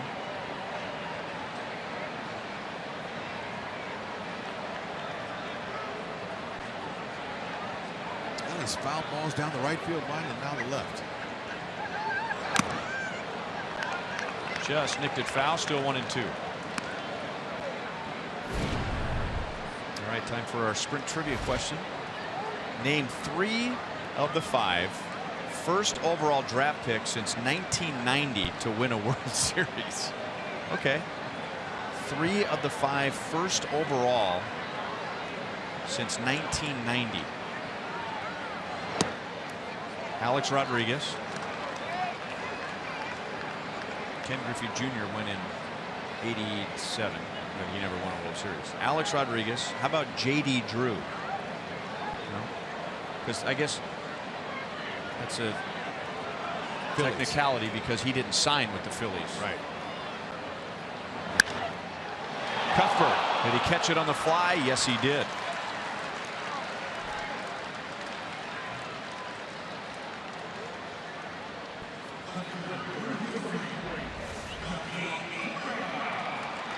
Line shot, sinking liner, Cuthbert. Nice grab. Luke Hochever. Stay hot. We just had to name 3, right? 3 of the 5. Let's name 5, Bud. Let's show them. We'll name 5. That's the curveball I think Kennedy wanted to throw to Melky Cabrera in the 3rd inning. Yep, I agree. A waste pitch. Took a little off, had more depth to it.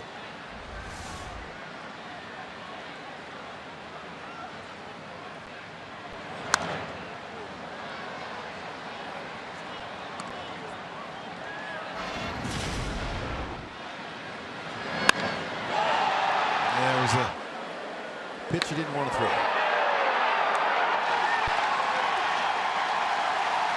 Now his offense got to come back for it.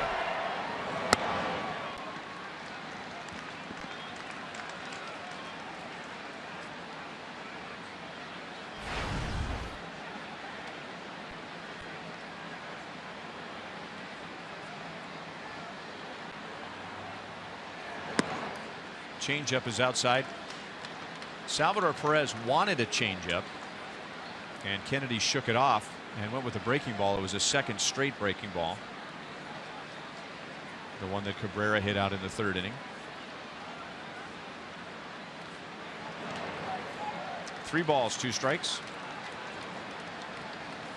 Kennedy had struck out Cabrera with a fastball that was at the shoulders, if not higher, in the 1st inning. We thought he might go in that region again to see if he would chase it.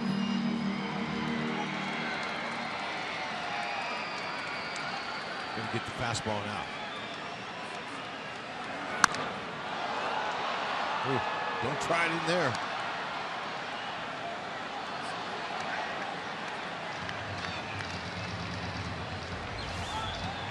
Salvi wanted it on the other side of the plate. That ball was way in. He just pulled his hands and didn't use hardly any lower half at all. Just used his upper half. His hands.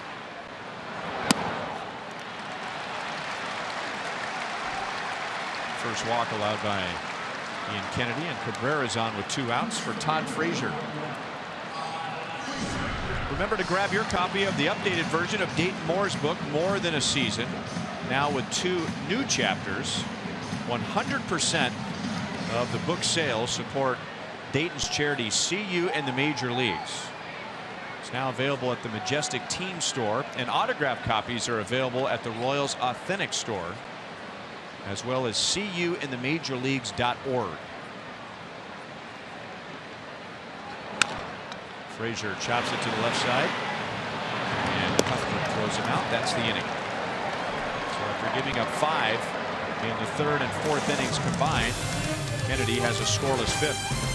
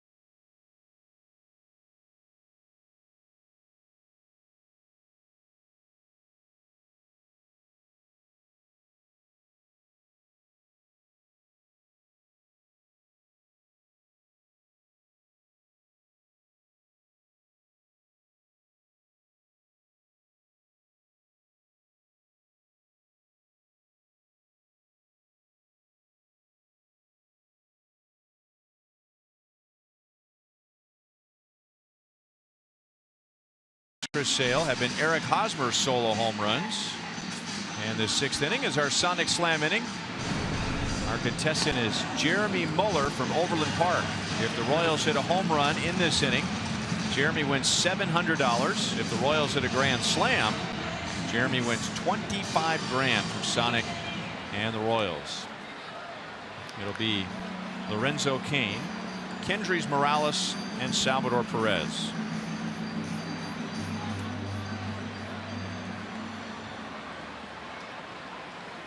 Yos scrambled the batting order a little bit before the game. Escobar down the 2-hole. Hosmer up from the 4th hole to the 3-hole. Cain hitting behind him in the cleanup hole. So let's see if it's going to generate a win. That's all he wants.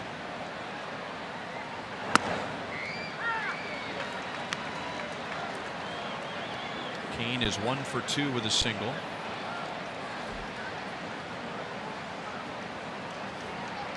Adding to his good career numbers against Sale. No balls and 2 strikes. So let's put Lorenzo Cain In the driver's seat, brought to you by Kia. 354. 17 hits. 7 have been for extra bases.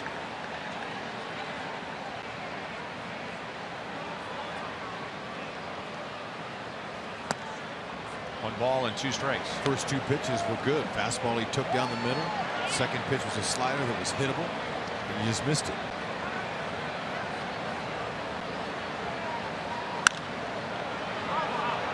Pulled foul off the left field line and back into the crowd.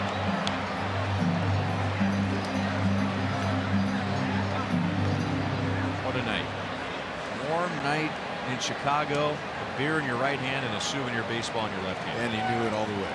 Had it.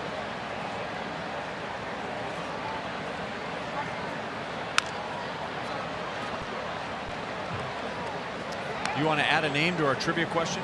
Why not? Pat the Bat Burrell. Pat the Bat Burrell. So we think we've taken care of the answer. 3 of the 5 first overall picks since 1990 to win a World Series. Lorenzo lays off a changeup, no swing. Pat Burrell, Luke Hochevar, Alex Rodriguez. There's 2 others.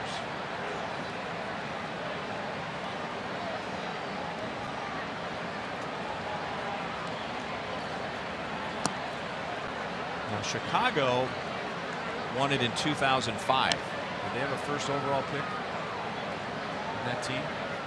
They always to defer to in the house. Not Mark Burley. No, Mark Burley was drafted in the 38th round. Okay. Close. Still 3-2.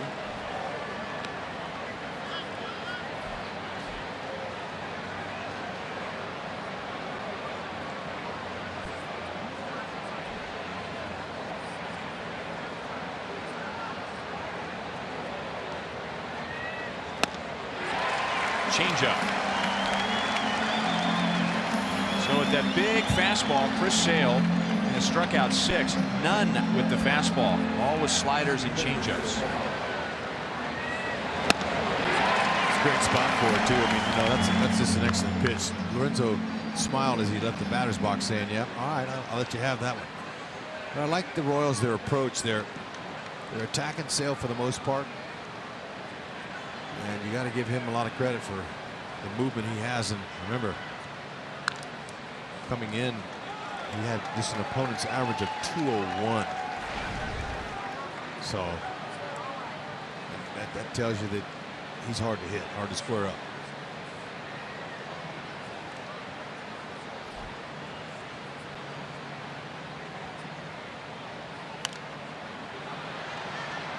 Oh, 2 on Morales. He is flied out to center field. He is struck out. His strikeout was on a slider in the 4th inning. He wants that back, that pitch there. The last one was a good one to hit.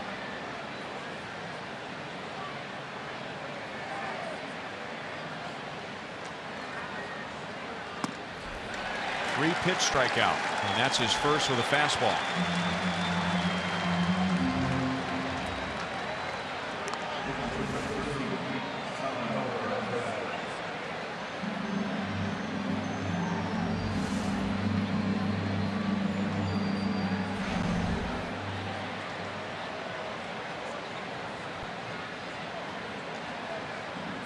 Salvi singled to left in the 4th inning, and Sales struck him out in the 2nd.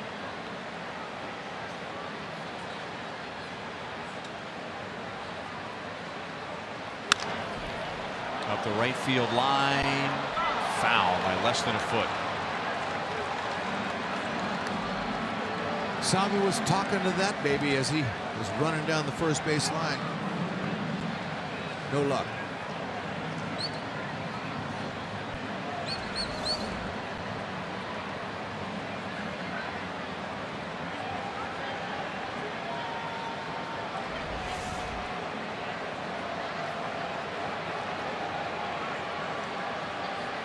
What about Darren Erstad?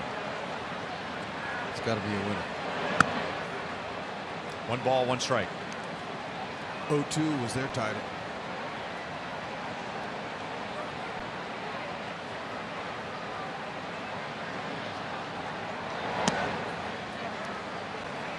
Royals have 6 hits against Sale so far, and only one of those hits was pulled.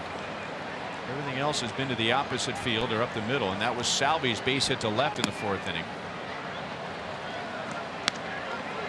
It goes to show you right there that the Royals' best chance against Sale is to use the middle and go the other way. He's putting that fastball inside enough to be tempting, but also off the plate. Center field, deep, Eaton to the wall. Salvador Perez makes it a 2-run game. And the Royals have hit 3 home runs against Sale.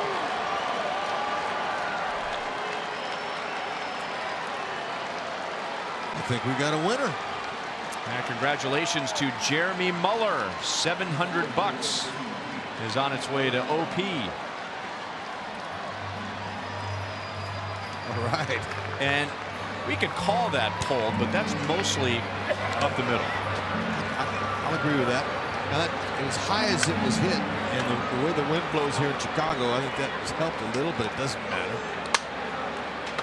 Wind blown or not, they've got to come back coming. And believe me, the White Sox, there's no one over there doing handstands because they got a lead against the Royals.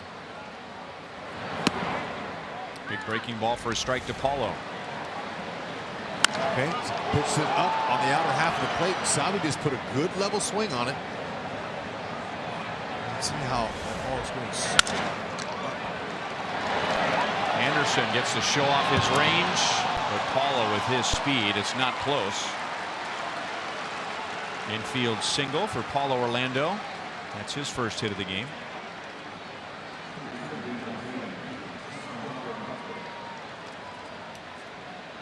Let's take a look at Salvi's 8th home run sailing out of the park against Sale. High it was hit. Took his time leaving, but it left.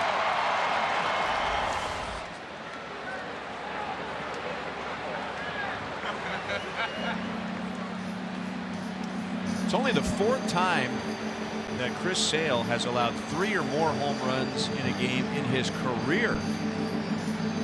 So it's very, very rare for that to happen. Unfortunately for the Royals, all 3 home runs have come with nobody on base.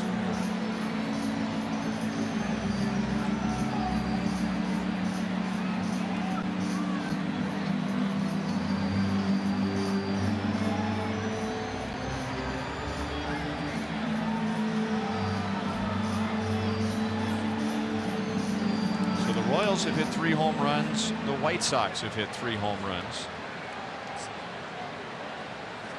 And 2 of their home runs have been solo.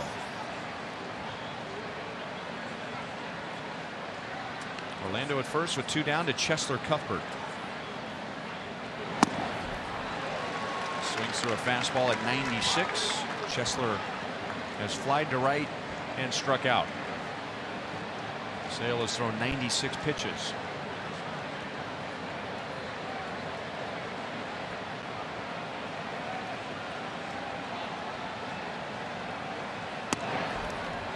One and one. The 97 gets on you in a heartbeat from that sidearm angle he's using. Man, talk about crossfire.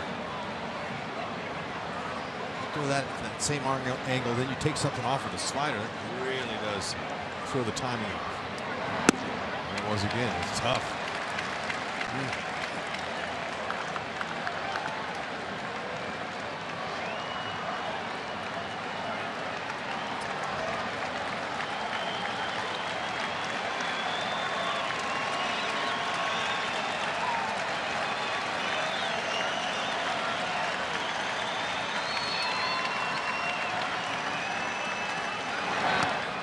Plays off at 2-2. Here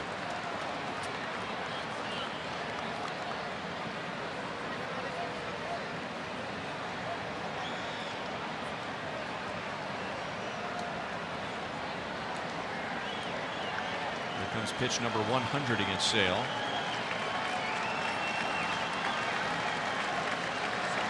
Now 7 of the 8 hits against Sale have been either up the middle or to the opposite field.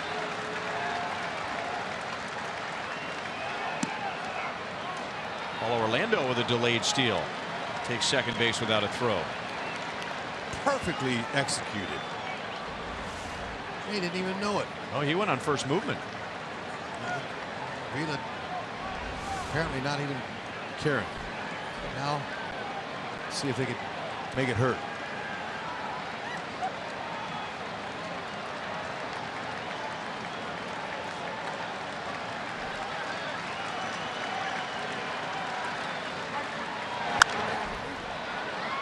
.97 with that fastball. Still 3-2.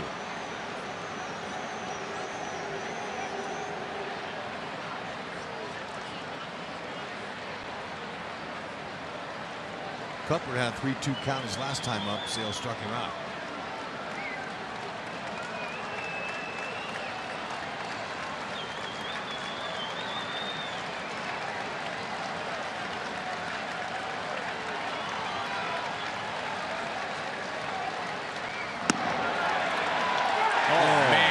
I'd like to see that in the grid.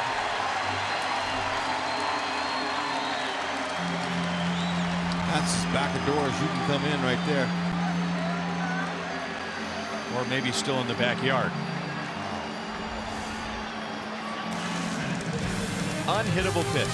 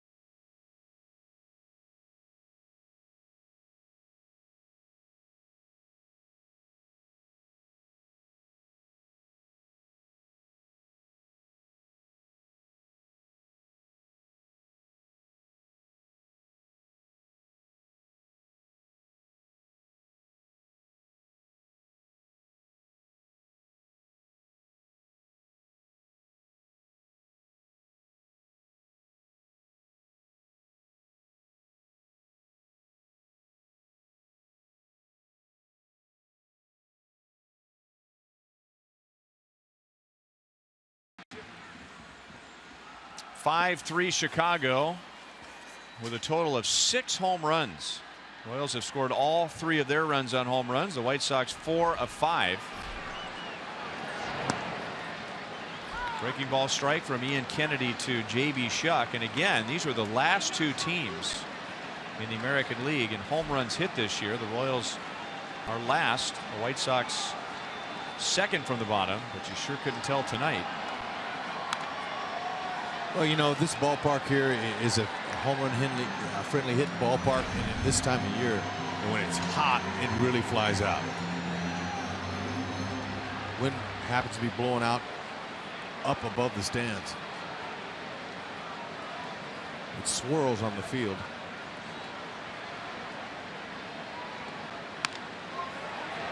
Cologne dives and can't make the play on Shuck, who will be held to a single. J.B. Shuck is 1 for 3.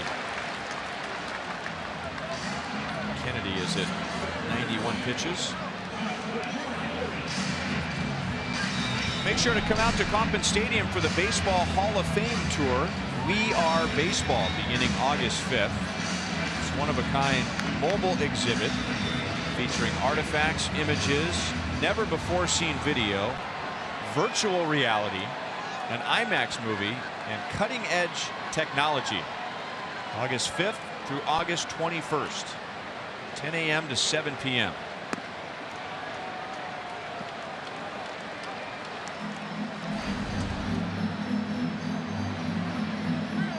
Brett Lawrie has singled and homered against Ian Kennedy. He had a changeup into the bleachers past the left field bullpen in the 4th inning.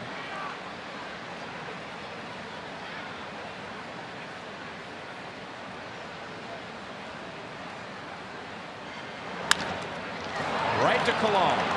Escobar for 1. And the throw bounces off the netting in front of the Royals dugout.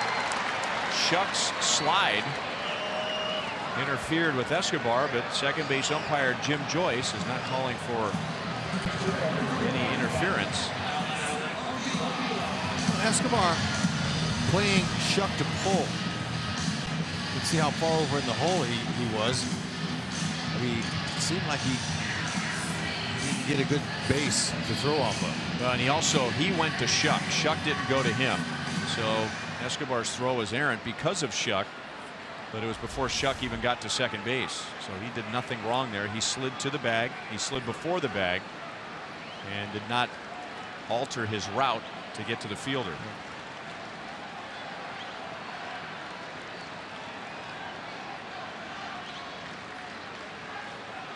So Laurie's at first with 1 out to Alex Avila. Avila's had a tough year in his first season with the White Sox. He has spent time on the disabled list with a hamstring problem. And when the game began, he was hitting .213 with no home runs and 2 RBIs. And this is game number 61 for the White Sox. But Avila went to the opposite field and homered against Kennedy.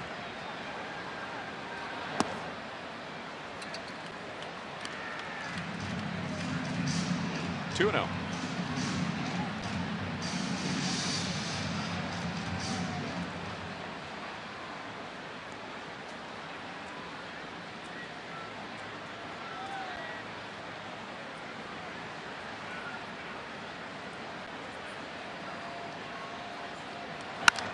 And that's well hit to right field. Gone. 4 Chicago White Sox home runs tonight. 2 from Alex Avila. That's a 2-run shot, and Chicago leads 7-3. That's the first time in Ian Kennedy's career that he's allowed 4 home runs in one game.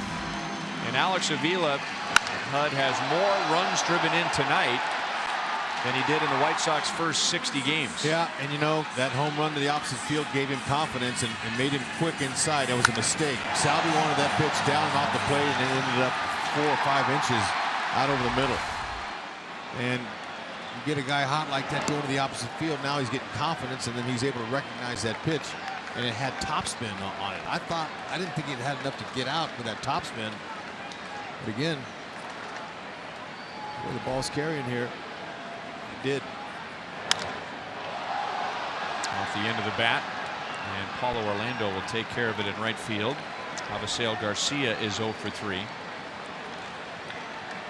So Kennedy now in his last 2 starts has gone 11 2/3 innings, giving up 12 runs on 6 home runs. That's not good. Melky, home run to Melky was a hanging curve. That was a fastball that missed by 5 inches. So command not where he wants it. Well, Coach Aver's been warming up all inning as Kennedy's about to throw his 100th pitch.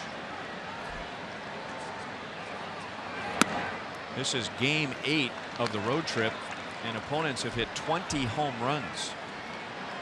Ouch. Well, Ned's hoping he can get this 3rd out. Up the middle and into center field. Tim Anderson in his big league debut is 2 out of 3. Couldn't get the out, so Ned's going to come and get it.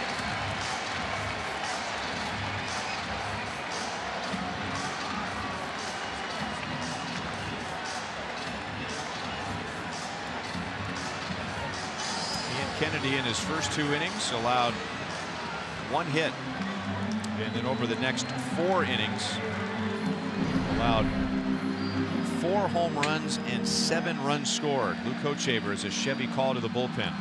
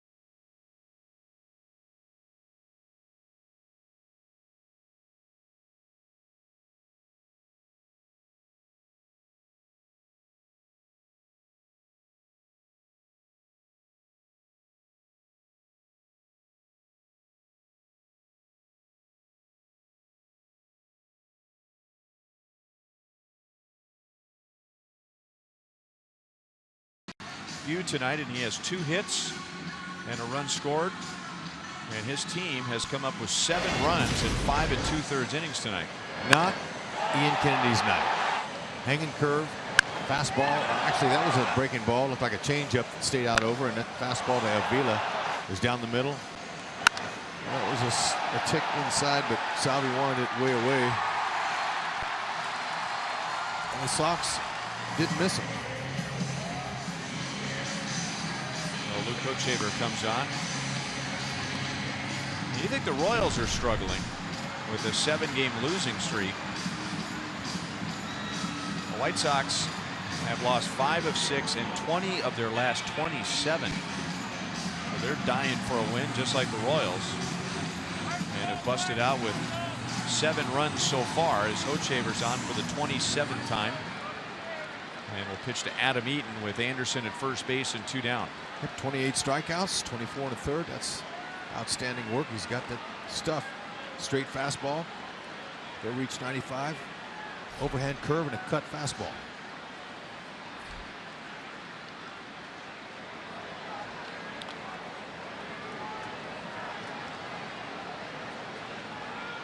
I like that opponent's average against Hochevar. 198.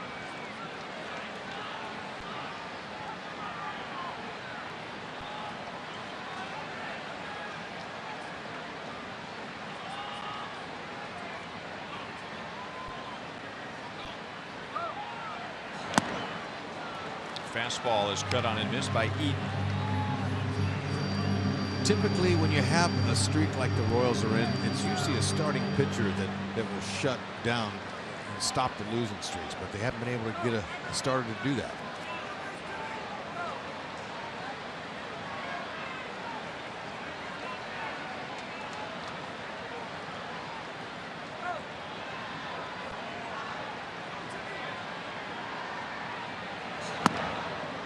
Cutter, and it's 0-2 on Adam Eaton.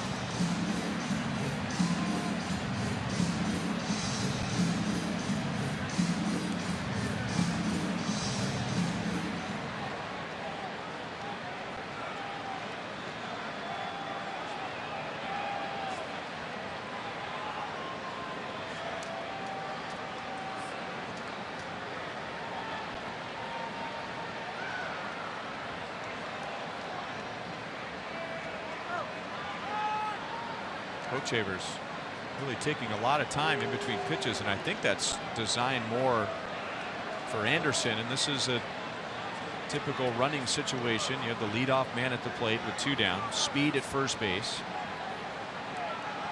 Runner takes a shot. If he's out, well, then your leadoff hitter leads off the next inning. But Anderson never gets a chance to run as Hochevar strikes out Eaton. But the White Sox get 2 more on Alex Avila's second home run of the game, and now their lead is 4.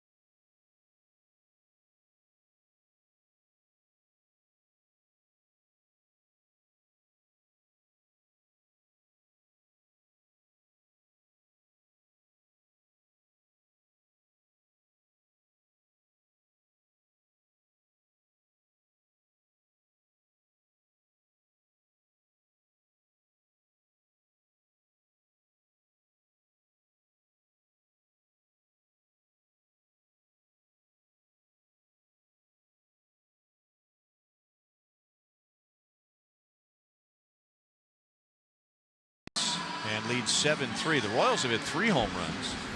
Panera takes us around the league. The Yankees ended up beating the Tigers 4-0. CC Sabathia throws 7 scoreless innings.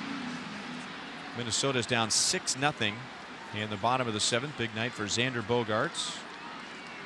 Steven Strasburg is 10-0 this year. That's 10 straight decisions. Cleveland will be at the Angels. They're just underway. Vincent Velasquez. That was the player, one of the players that the Astros traded to Philadelphia to get Ken Giles. Velasquez got off to a great start for the Phillies. Part of their surprising season, although they've dropped below 500. But Vince Velasquez was placed on the disabled list today by Philadelphia. 3rd time that Christian Colon has led off an inning, which means Cheslor Cuthbert has made the final out 3 times. And Chris has flied to center and singled to center. 2 balls, 2 strikes.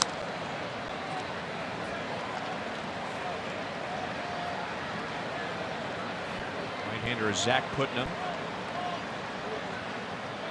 And the lefty is Dan Jennings, the former Cornhusker.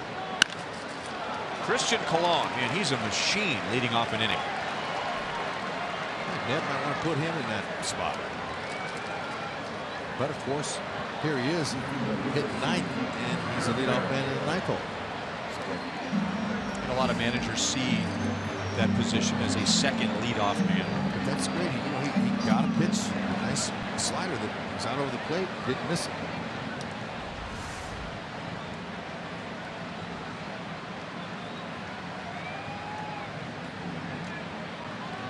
Colon before the game tonight, and he said he really wants to make the plays for his pitcher, number 1. And if he can get a few hits for the team offensively, that's a bonus. Merrifield up the left field line. That's a fair ball into the corner.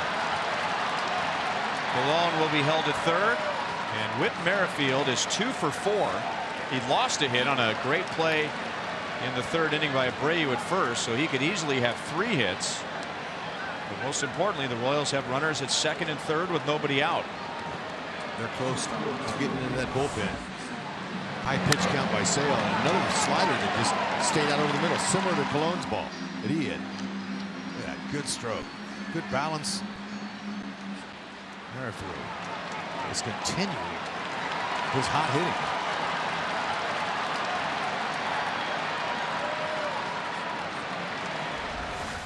He is 3 out of 7 against Chris Sale.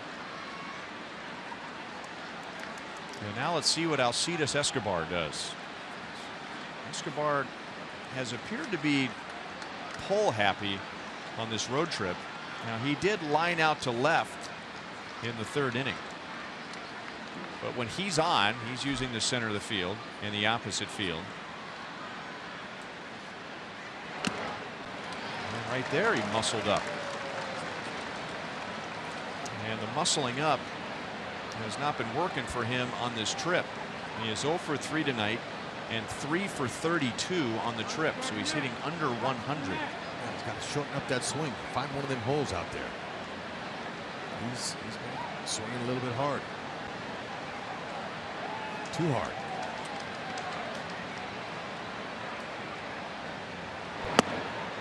One ball and 1 strike. The Royals have 10 hits. They have 3 home runs. None of the home runs have come with a man on base. Chris Sale in his career has given up 10 or more hits just 8 times. And 3 of those have been against the Royals. He's at 110 pitches. 2 balls, 1 strike. Eric Hosmer's on deck. And Dan Jennings is warming up in the bullpen.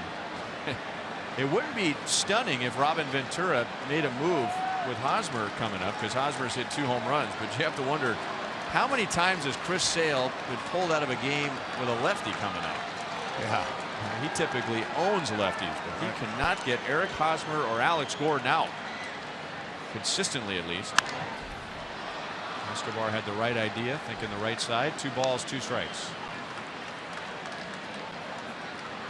Seems like it's been a long time we've had runners in scoring position and we haven't gotten a lousy single. That's all he needs here.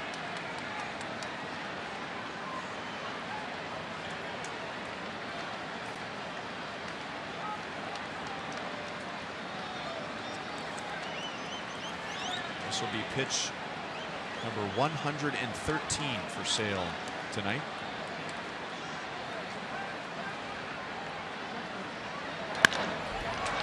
Base hit left field. It is 7-4 and Merrifield goes to 3rd. Alcides Escobar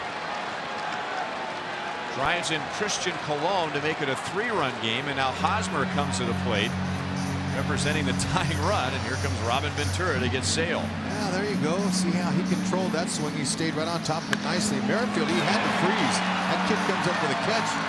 Anderson, double him up, take us out of a big inning. Sale had a few words there for Ventura.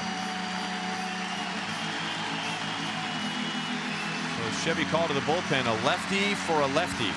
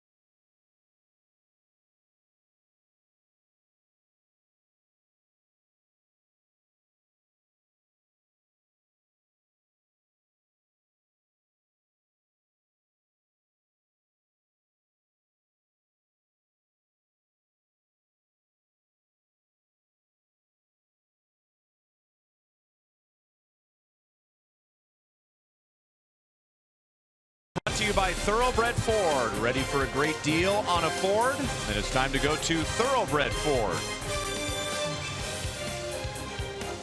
And what are the White Sox thinking now? I'll tell you what Chris Sale was thinking when Robin Ventura came to get him. This is before he came out, and he had some parting words for everyone, including the manager who was out there. And really, it's not Ventura's fault. Give up that many hits, and the team's getting ready to come back, and the next hitter taking you deep twice. Can't expect to stay in. Hosmer, opposite field, playable. Cabrera makes a play. Merrifield scores. It's a 2-run game, and Hosmer is driven in 3. And Dan Jennings is going to throw 1 pitch tonight. It's a good try to get it out of the yard, but got the job done. The sac fly. 5 runs now for the Royals. Hey, that's a positive. You gotta imagine, even though the Royals got a run, that Dan Jennings feels like he got the job done, getting an out. Eric Hosmer at the plate and giving up just 1 run. Zach Putnam will face Lorenzo Cain when we come back.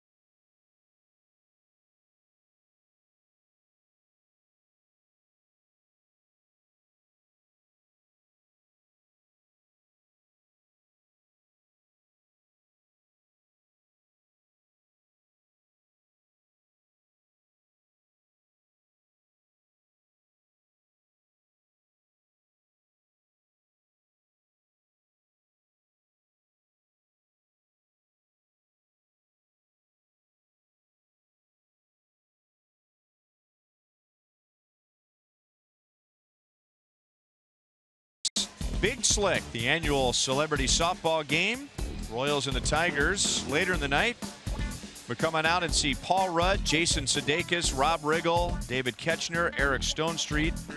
Local celebrities they are, along with their friends from Hollywood. The game will be on the big league field for the Royals and the Tigers. Royals.com/Big Slick for tickets. Zach Putnam will try to improve these numbers. The Royals are 5-1 against the White Sox so far this year, and look at the difference in the work of the bullpens.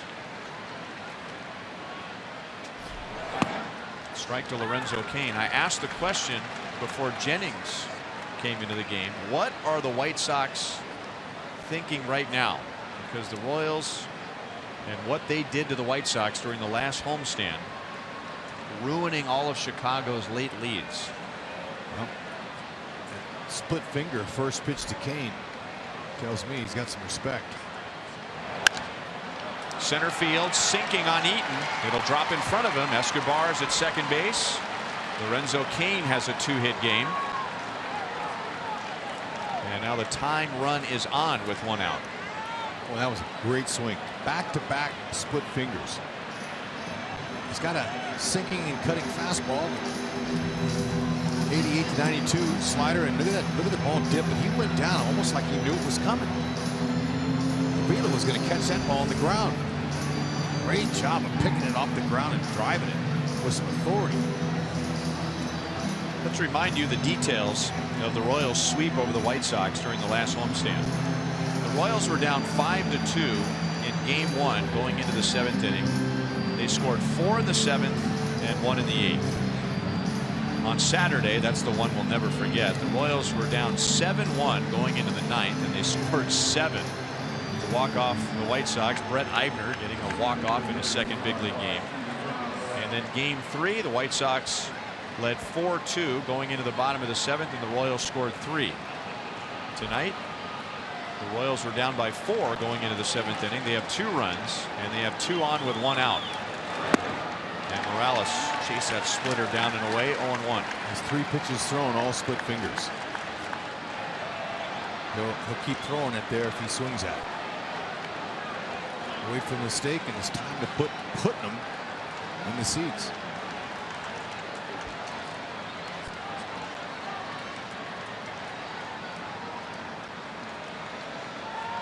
Pickoff play second base, and Escobar is back in time.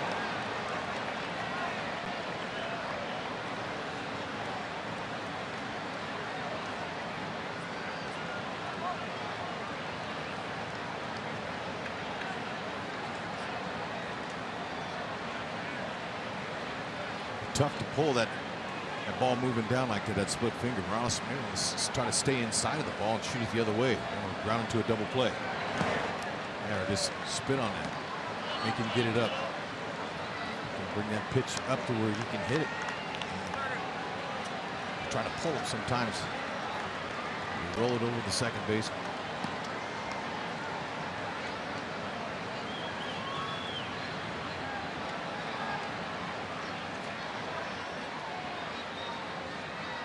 Kane keeping his eye on Escobar in case he does steal. Not advisable. Foul tip, 1-2.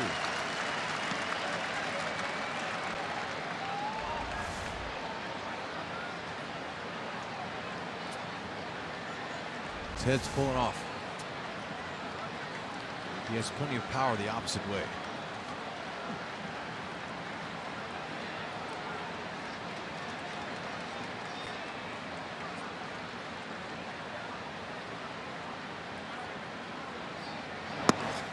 2-2.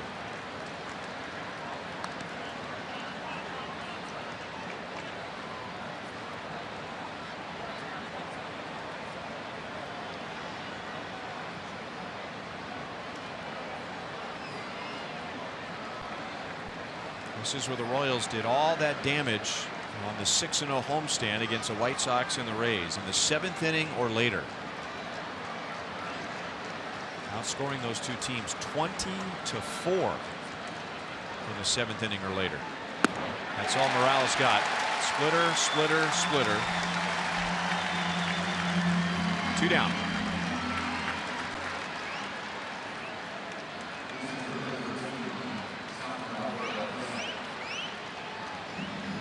So 5 runs, 3 home runs so far for the Royals. The important thing to look at in this in-game box score, and in the first 7 games of the road trip, think about this. No hitters batting in the first through 5 spots had an RBI or a run scored the whole road trip. And now RBIs and runs scored all over the top of the order. And it's the night that Ned Yost shakes things up, leading off Whit Merrifield, batting Escobar second, batting Kane fourth.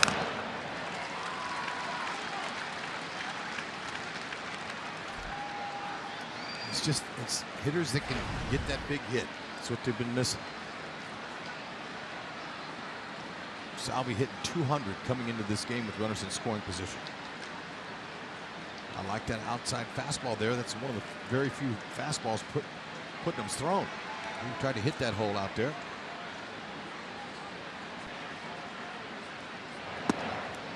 A little bit inside. Our Dodge drive of the game turned in by Salvi in the 6th inning. High fastball. He had a good solid swing and caught it just right.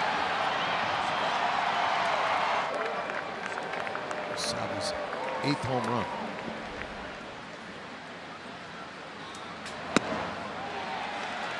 Oh, I'm going to say he went around. Salvi, not sure, kind of cocked his head in disbelief at first base umpire Chris Guccione. I Looked like he broke the wrist. I don't think so. Looked like he checked his swing. But let it go now and try to just fight him here.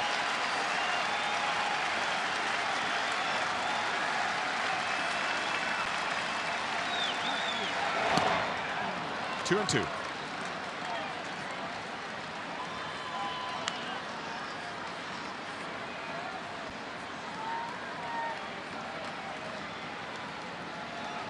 Two runs home in this inning. Both charged to Chris Sale. Sale still responsible for Escobar at second base.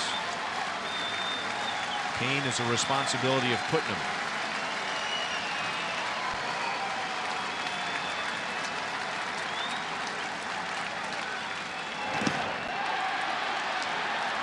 Wow.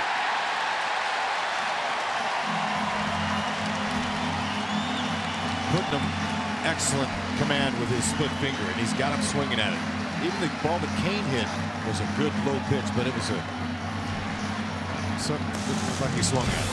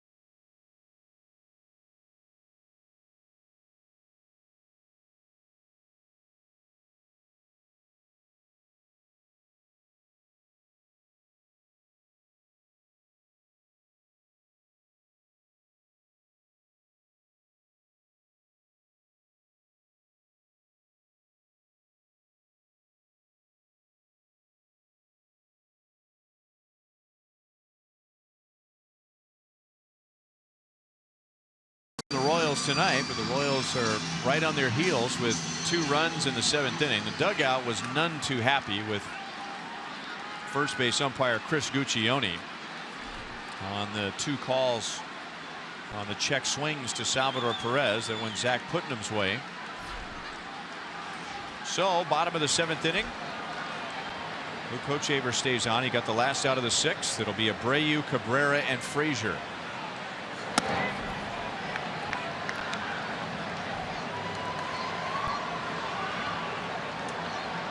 Just found out that hitting coach Dale Swaim was ejected.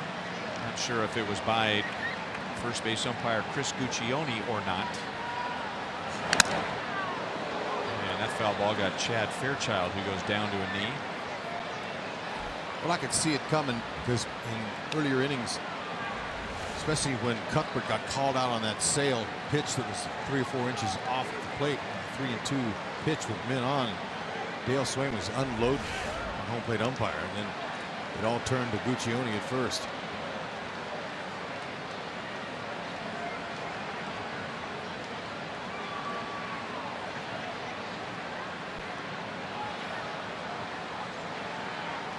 One and one on Abreu. He has the only run driven in for the White Sox tonight that didn't leave the ballpark. That's driven into right center field and skips by Paulo Orlando. The White Sox have a runner at second base with nobody out.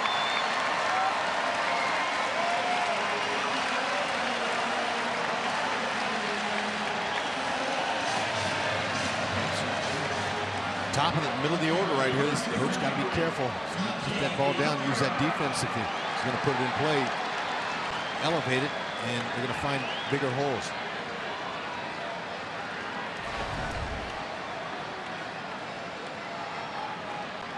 Melky Cabrera hit a 2-run home run in the 3rd inning. That put the White Sox in front for the first time.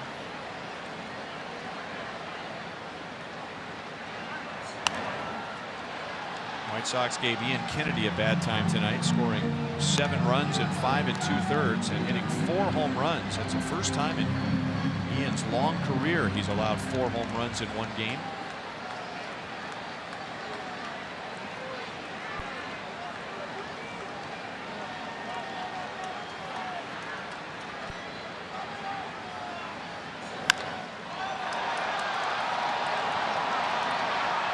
Merrifield is back. Makes a play on his heels. Not able to get much behind his throw, but he almost got Abreu, or did he? Kessler thinks he The got Royals think so. Wow, on his heels. Excellent release.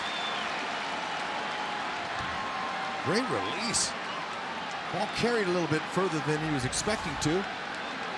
Watch Cuthbert now. He catches it and tags. Let's see if we can. Ooh, I saw some movement on the shin. Did he get him on the shin right there? Just look at the pants.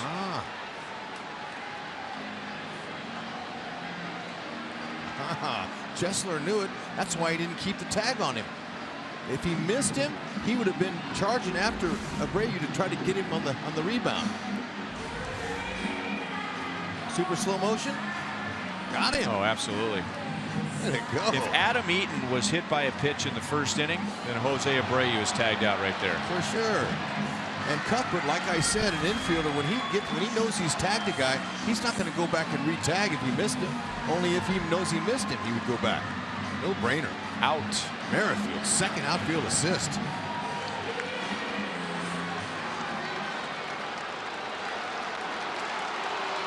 Yeah. How about that double play? Look at him. He's moving back to win, caught it, and then now he's going to unload, and throw a perfect throw. You see Kessler, he knew it. Oh, yeah. Merrifield, go ahead. Doesn't matter where you put him. He's going to factor in.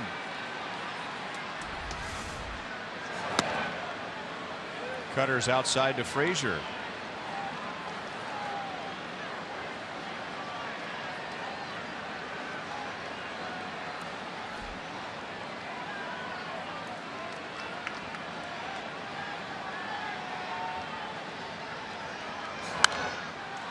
That's backing out of play. The previous 2 times the Royals have scored tonight, the White Sox answered. Royals scored in the 4th, White Sox scored in the 4th. Royals scored in the 6th, White Sox scored in the 6th. Royals just got 2 in the 7th inning to make it a 2-run game. And Chicago a moment ago had a runner at 2nd base and nobody out. And now Hochevar 2 strikes away from holding the White Sox scoreless, and that big curveball fell out of the sky in for a strike. 1-2. Yeah, nice overhand 12-6 breaker. Off the plate, not in the middle.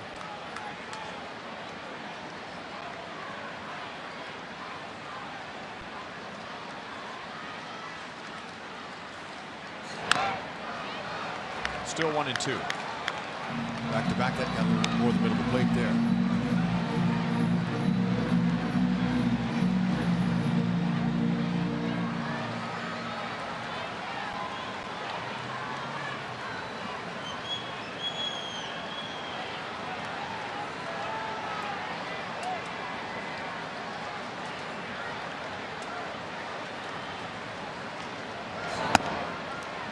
Cutter is high, 2-2 on Frazier.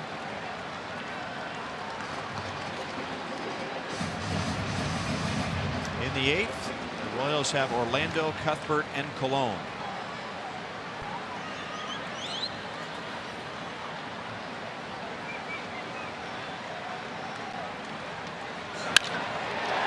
Base hit left field, so that play at 3rd is huge. Otherwise, it could be a 3-run White Sox lead. That's Frazier's first hit of the night. Coach threw him 3 curveballs in that at bat, and the last 2 curves were in the middle. Stayed up.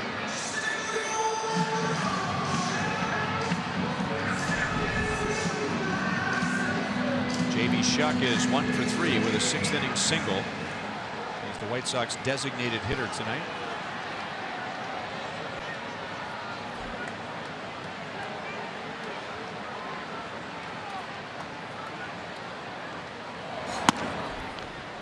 Up and away at 97.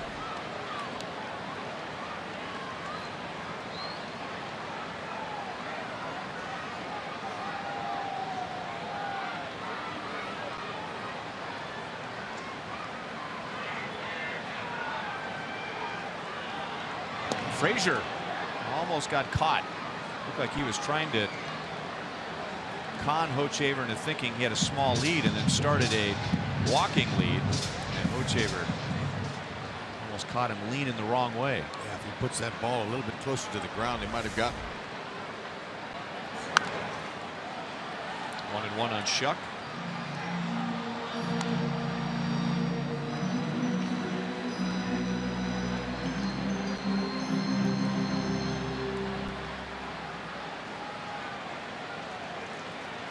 Frazier will run.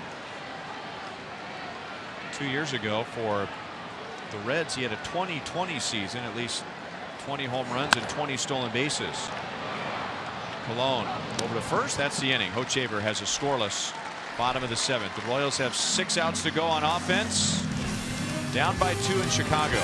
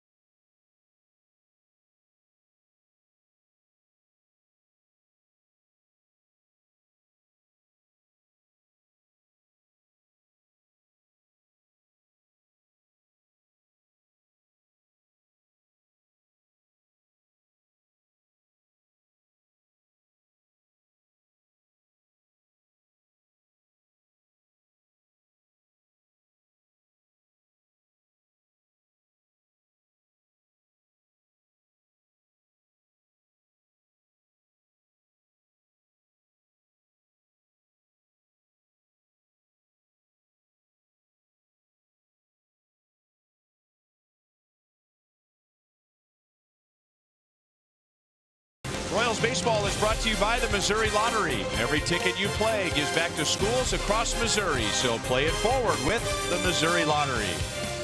By Menards, save big money at Menards on all your home improvement needs. And by your Midwest Ford dealers, visit your MidwestFordDealers.com. Royals are hoping for another late inning comeback against the White Sox. They had 3 during the last homestand. Nate Jones took the loss in the Sunday game. Not as dramatic as the win that Saturday, but the Royals were down by 2 entering the bottom of the 7th inning. They scored 3 in the bottom of the 8th. Jones took the loss. He'll get Paulo Orlando, Chesler Cuthbert, and Christian Colon. got a big power fastball. He likes to cut it 95 to upper 90s. Slider change. Bunted. And Frazier throws on the run. And Abreu. Boy, did that ball stick right in his webbing right away, or did I see a little snow cone over there? It looked like the ball might have popped out, but that's what I thought I saw too. Maybe not. Good try, but it's hard to bunt a fastball that hard. I can tell you that. It's a good effort. If he makes it down the line, he's going to get it. I think maybe just when he turned his glove, part of that glove is tan. And from where we're sitting, I thought I saw the ball in the air also.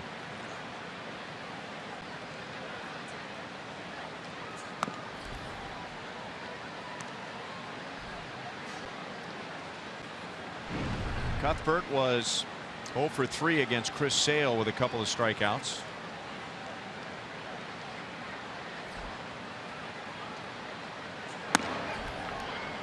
Two balls and no strikes.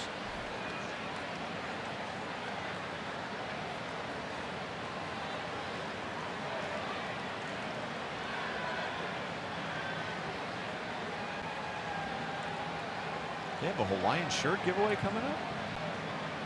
You see that back there, huh? Yeah. 3 balls and no strikes.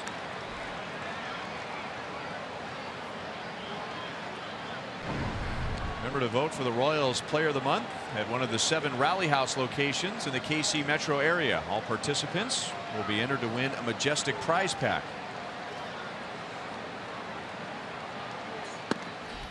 Three balls and 1 strike.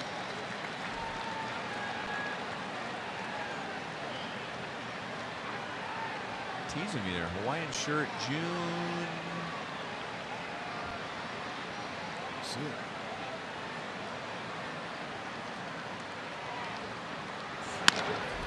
Up the middle.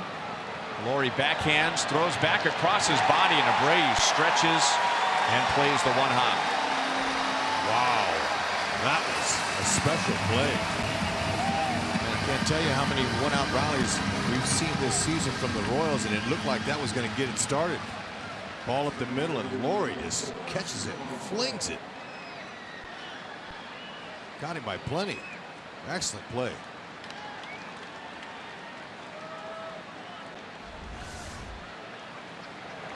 That's tomorrow. All right. Hey, he must not. Stoney's got his. It's a day early. Wearing Hawaiian shirts on TV during the summer. What a concept. I remember those days. Steve Stone, Jason Benetti, who's doing the home games on television for the White Sox this year.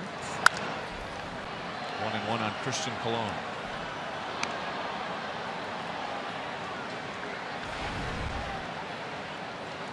Colon is batting for the first time tonight where he's not leading off an inning. He was 2 for 3 leading off innings with a run scored.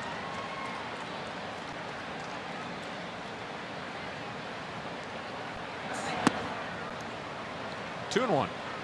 Jones doing pretty well. He hasn't allowed a run over his last 5 1/3 innings. It's 4 appearances. And that good blazing fastball he's got, and then his slider, tough to square up. Little crack bat out to Anderson, and that's the inning. So Jones gets the job done this time. 3 up, 3 down. Joakim Soria will pitch the bottom of the 8th with the Royals down by 2.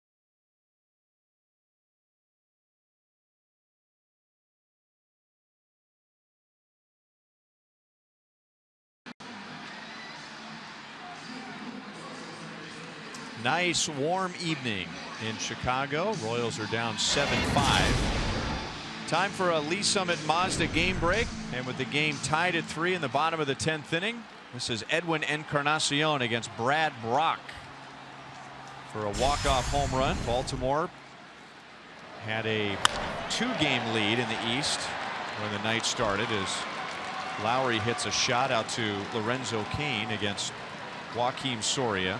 So Toronto was 5.5 back. They're 4.5 back. And Boston beat up on Minnesota. So now Baltimore's lead in the East is 1 game over the Red Sox. Boston just completed that game, so 1 game back. And Toronto 4.5 back. Good to see someone can hit Brock. He dealt on us. Of course, he caught us at a good time.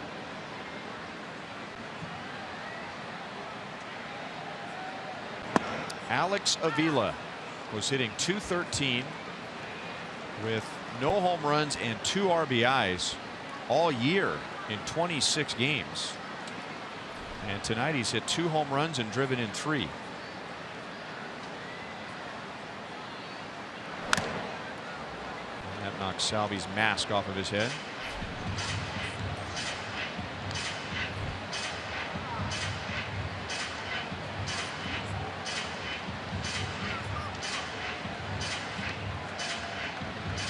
'28th game for Soria. 3.67. It's gone up a little, but he's been mainly moving that ERA on the downward side. 4 pitches. Try to mix them all up and keep him out of the middle here. Just hold him right there, or else put it on their closer, Robertson.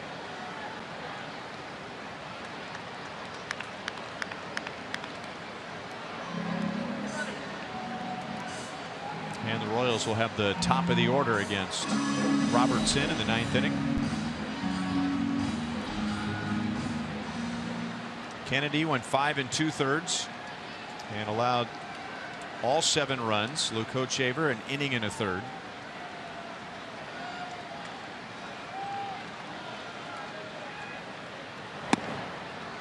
Changeup. Avila's down on strikes, 2 away. All right, let's answer trivia. I think we have all of them. Now, we were only asked to name 3 of the 5 first overall draft picks since 1990 to win a World Series. What, did they think we couldn't get all 5? So we have Luke Hochevar, Alex Rodriguez, Pat Burrell, Darren Erstad, and then we got some help from Dave Holtzman up here in the booth. He gave us some hints. The hint was 1990 was the fellow we couldn't come up with, and he went by a nickname. Yeah, and that's what sunk Holtzy. Chipper Jones. Yep, switch hitter.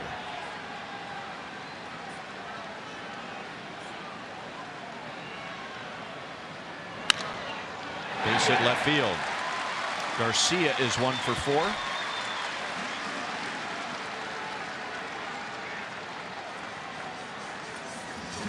And now Tim Anderson. And as we promised earlier in the game, it's Miller time, brought to you by Miller Lite. Young man got his first big league hit off Ian Kennedy. Rifle a double down that left field line. And he wasn't done. Got him a clean base hit up the middle. Scored a run. Nice debut. Hold him right there.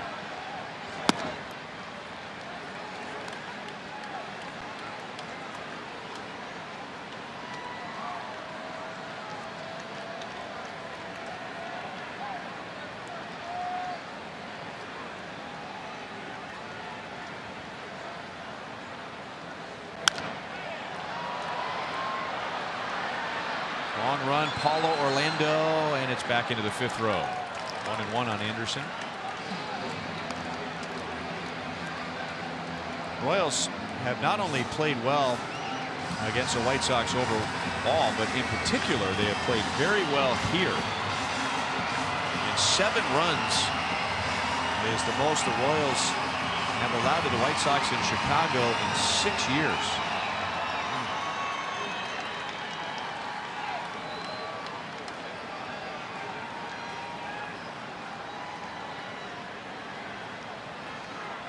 Royals starting pitching gonna have to start shutting down some offenses. Garcia runs, and he's out.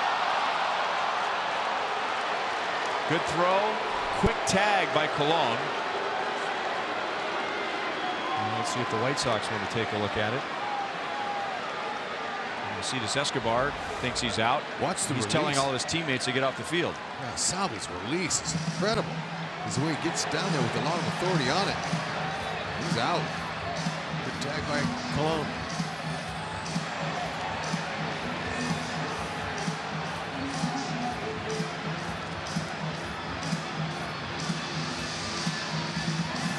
Salvador Perez is unbelievable with his technique he has behind the plate. The way he lines his feet up, transfer from glove to hand, you barely can see it, only with the slow motion camera.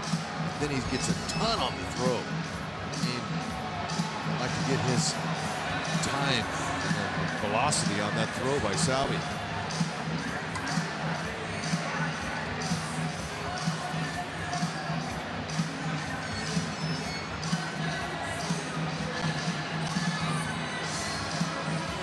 I tell you what, whoever's the replay official in New York, I like him.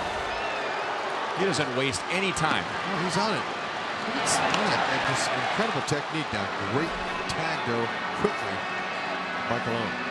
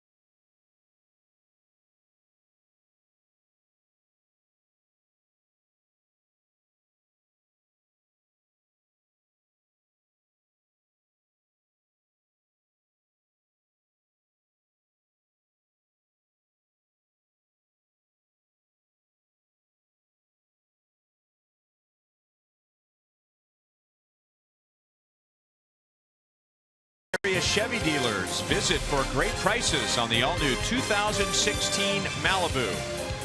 By Panera Bread, food as it should be, with 24 Kansas City metro locations. And by Academy Sports and Outdoors. Right stuff, low price every day. The last time the Royals faced David Robertson was on a Saturday afternoon at Kauffman Stadium. Robertson came on in a non-save situation with a 6-run lead, and he gave up 6 runs. Now, he wasn't the losing pitcher, but his runs tied the game, and then Tommy Kahnle took the loss. He's got a couple of blown saves this year, and he can do it again if the Royals can get some magic and get a couple of guys on. 88 to 95 with his fastball, curveball, and changeup.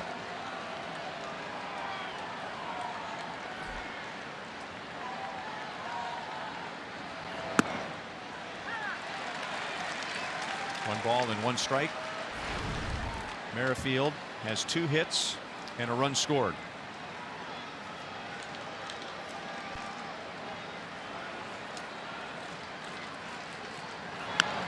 Bunning lays down a good one. Robertson, bare hand, close, and out. Both Abreu and Merrifield go down. Robertson made a very good play.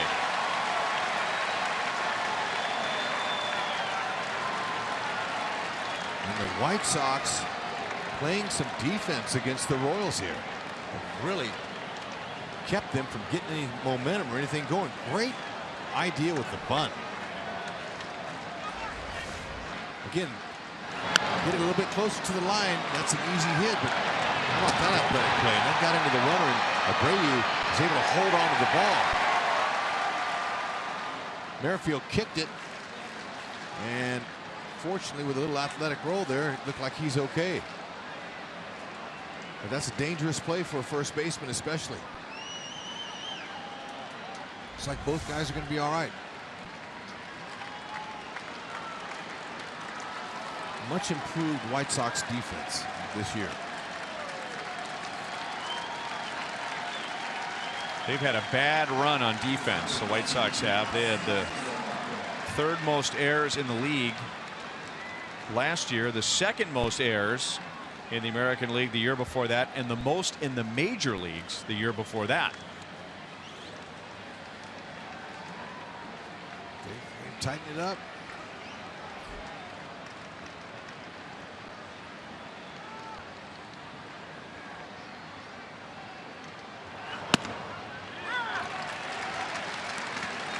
Escobar is 1 for 4. He drove in a run with a single in the 7th inning. And he has not put the ball in play against Robertson.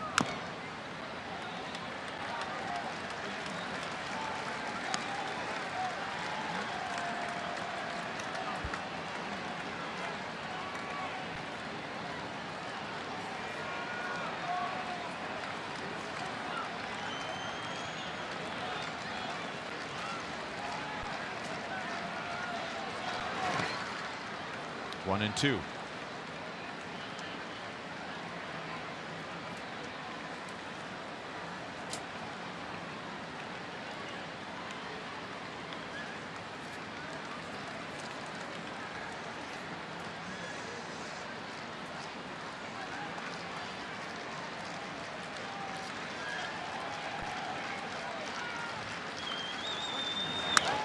Escobar into center field, easy for Eaton. 2 down.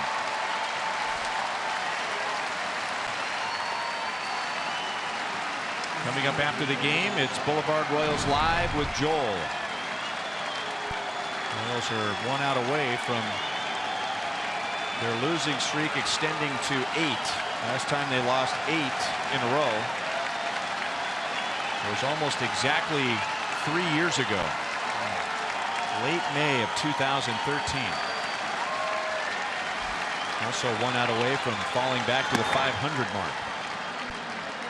That 2013 season was quite a turnaround. At one point, the Royals were 12 games below 500, and then they finished the season 10 games above 500.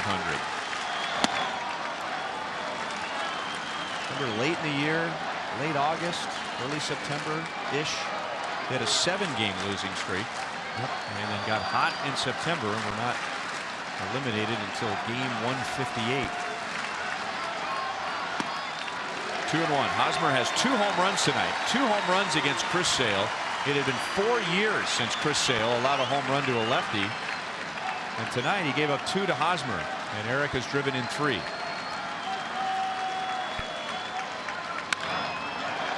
2-2. Ross has never had a 3 home run game. Would be nice. He had that good opposite field swing on that last pitch.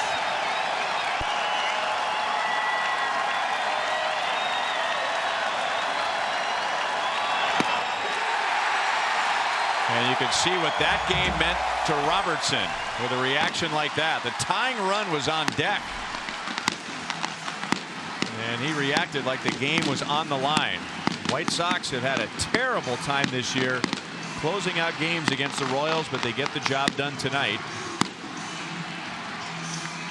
So the Royals losing streak is 8. They're now 5-2 against the White Sox this year. Final score 7-5 Chicago. We'll be right back.